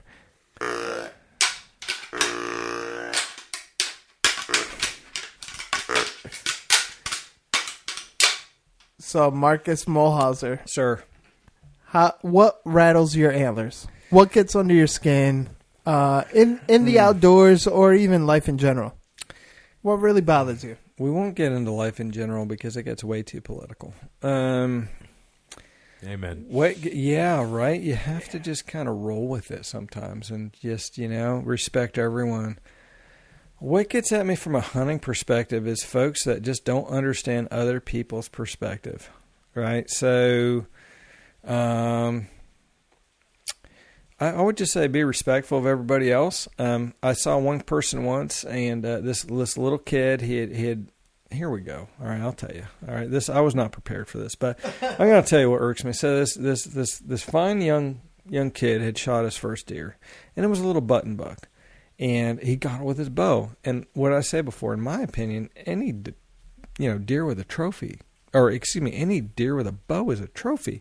And especially when you're 12 or 13 years old. And this guy came over to the back of his, pickup truck, and he's like, oh, yeah, look at the little hooves on that thing. That thing is like tiny, and he's kind of degrading it. And that just really bothered me. And I'm like, you know what, you should be out there supporting your little brother in this and making sure we support all of our brothers in what we do, regardless of, kind of like what we harvest or not. Like I said, it's, by the way, if I'm him, button buck or little doe or whatever it is you can cut those with a fork is my tip of the day. So yes. I'm just going there. And, so congratulations to that little dude. And what irks me is the older guy that decided to put him down for that. No, you shouldn't do that. You should congratulate that next group coming up, and God bless them, and let's support those folks, and let's put a little energy into helping them along their journey. Amen, brother. It's just positivity. We need to shine with positivity and really get more hunters involved, even if it is a button buck or a little doe or I mean, it's a lot of work, man. It really is. As hunters, we don't know what other hunters go through. Yeah. What their seasons are like, how much time they have, where have they been, what have they shot. We were talking about it. Could be only 1 or 2 days they got away from work or helping their, you have people out there that are helping their family members get through a difficult time, and they only have 1 or 2. But God bless them if they're out in the woods. It's an amazing thing. There was a big post that just went around social media. Oh God! On it's a very positive thing. It's actually did my gas make it over the radio here? I'm really sorry about that in advance, dear Lord. I apologize and be with all the pygmies down in Guinea.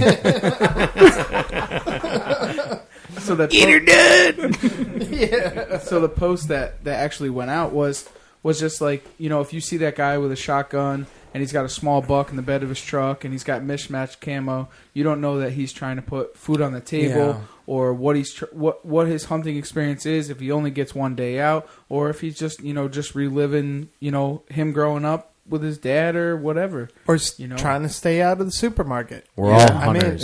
Exactly. We're all hunters. You got to congratulate, not degrade. Yeah, don't judge. Oh, that's a different term. I like that. I like congratulate. So actually, not degrade. Yeah, I like that actually.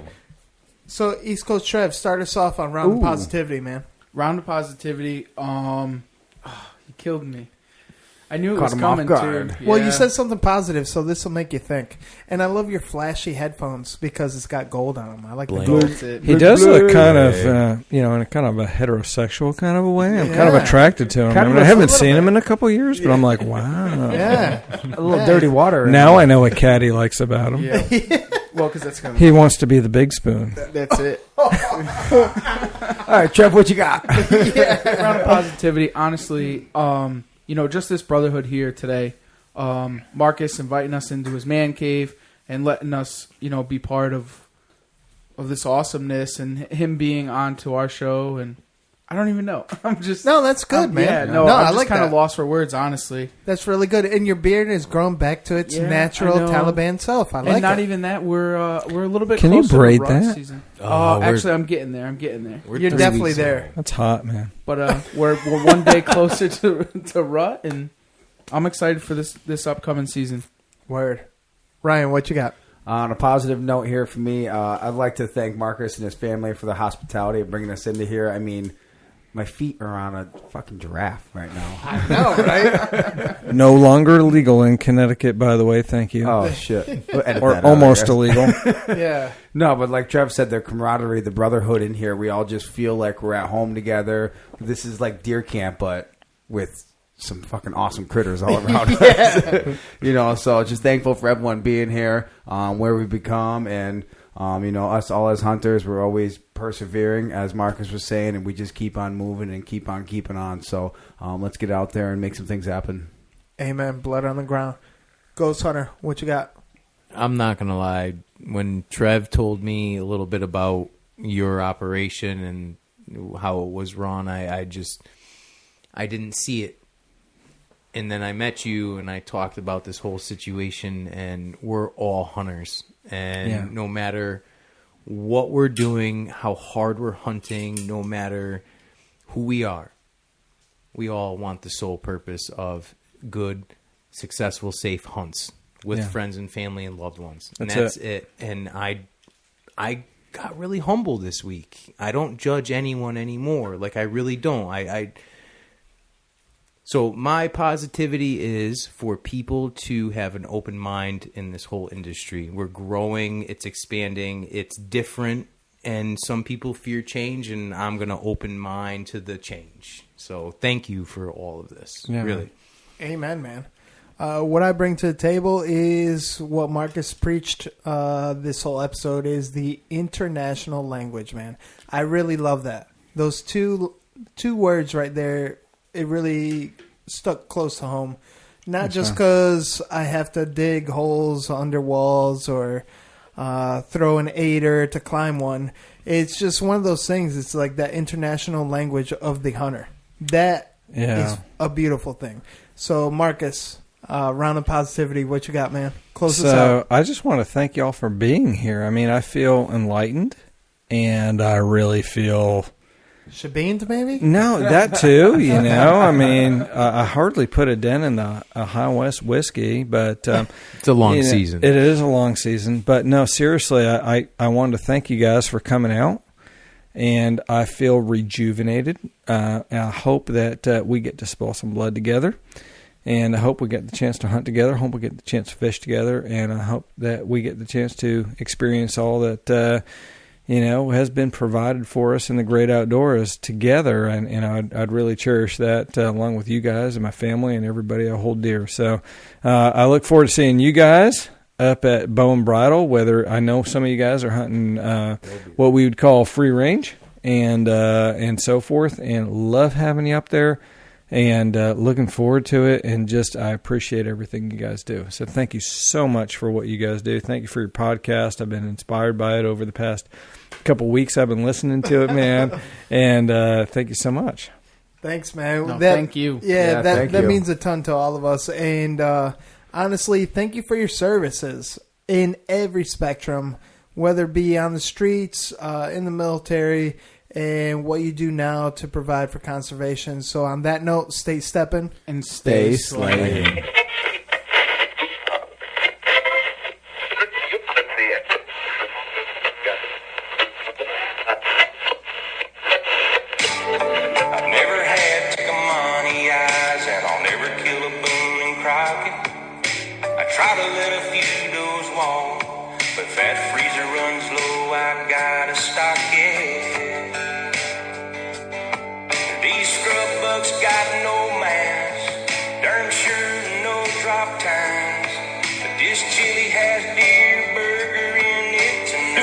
Podcast go straight to hell.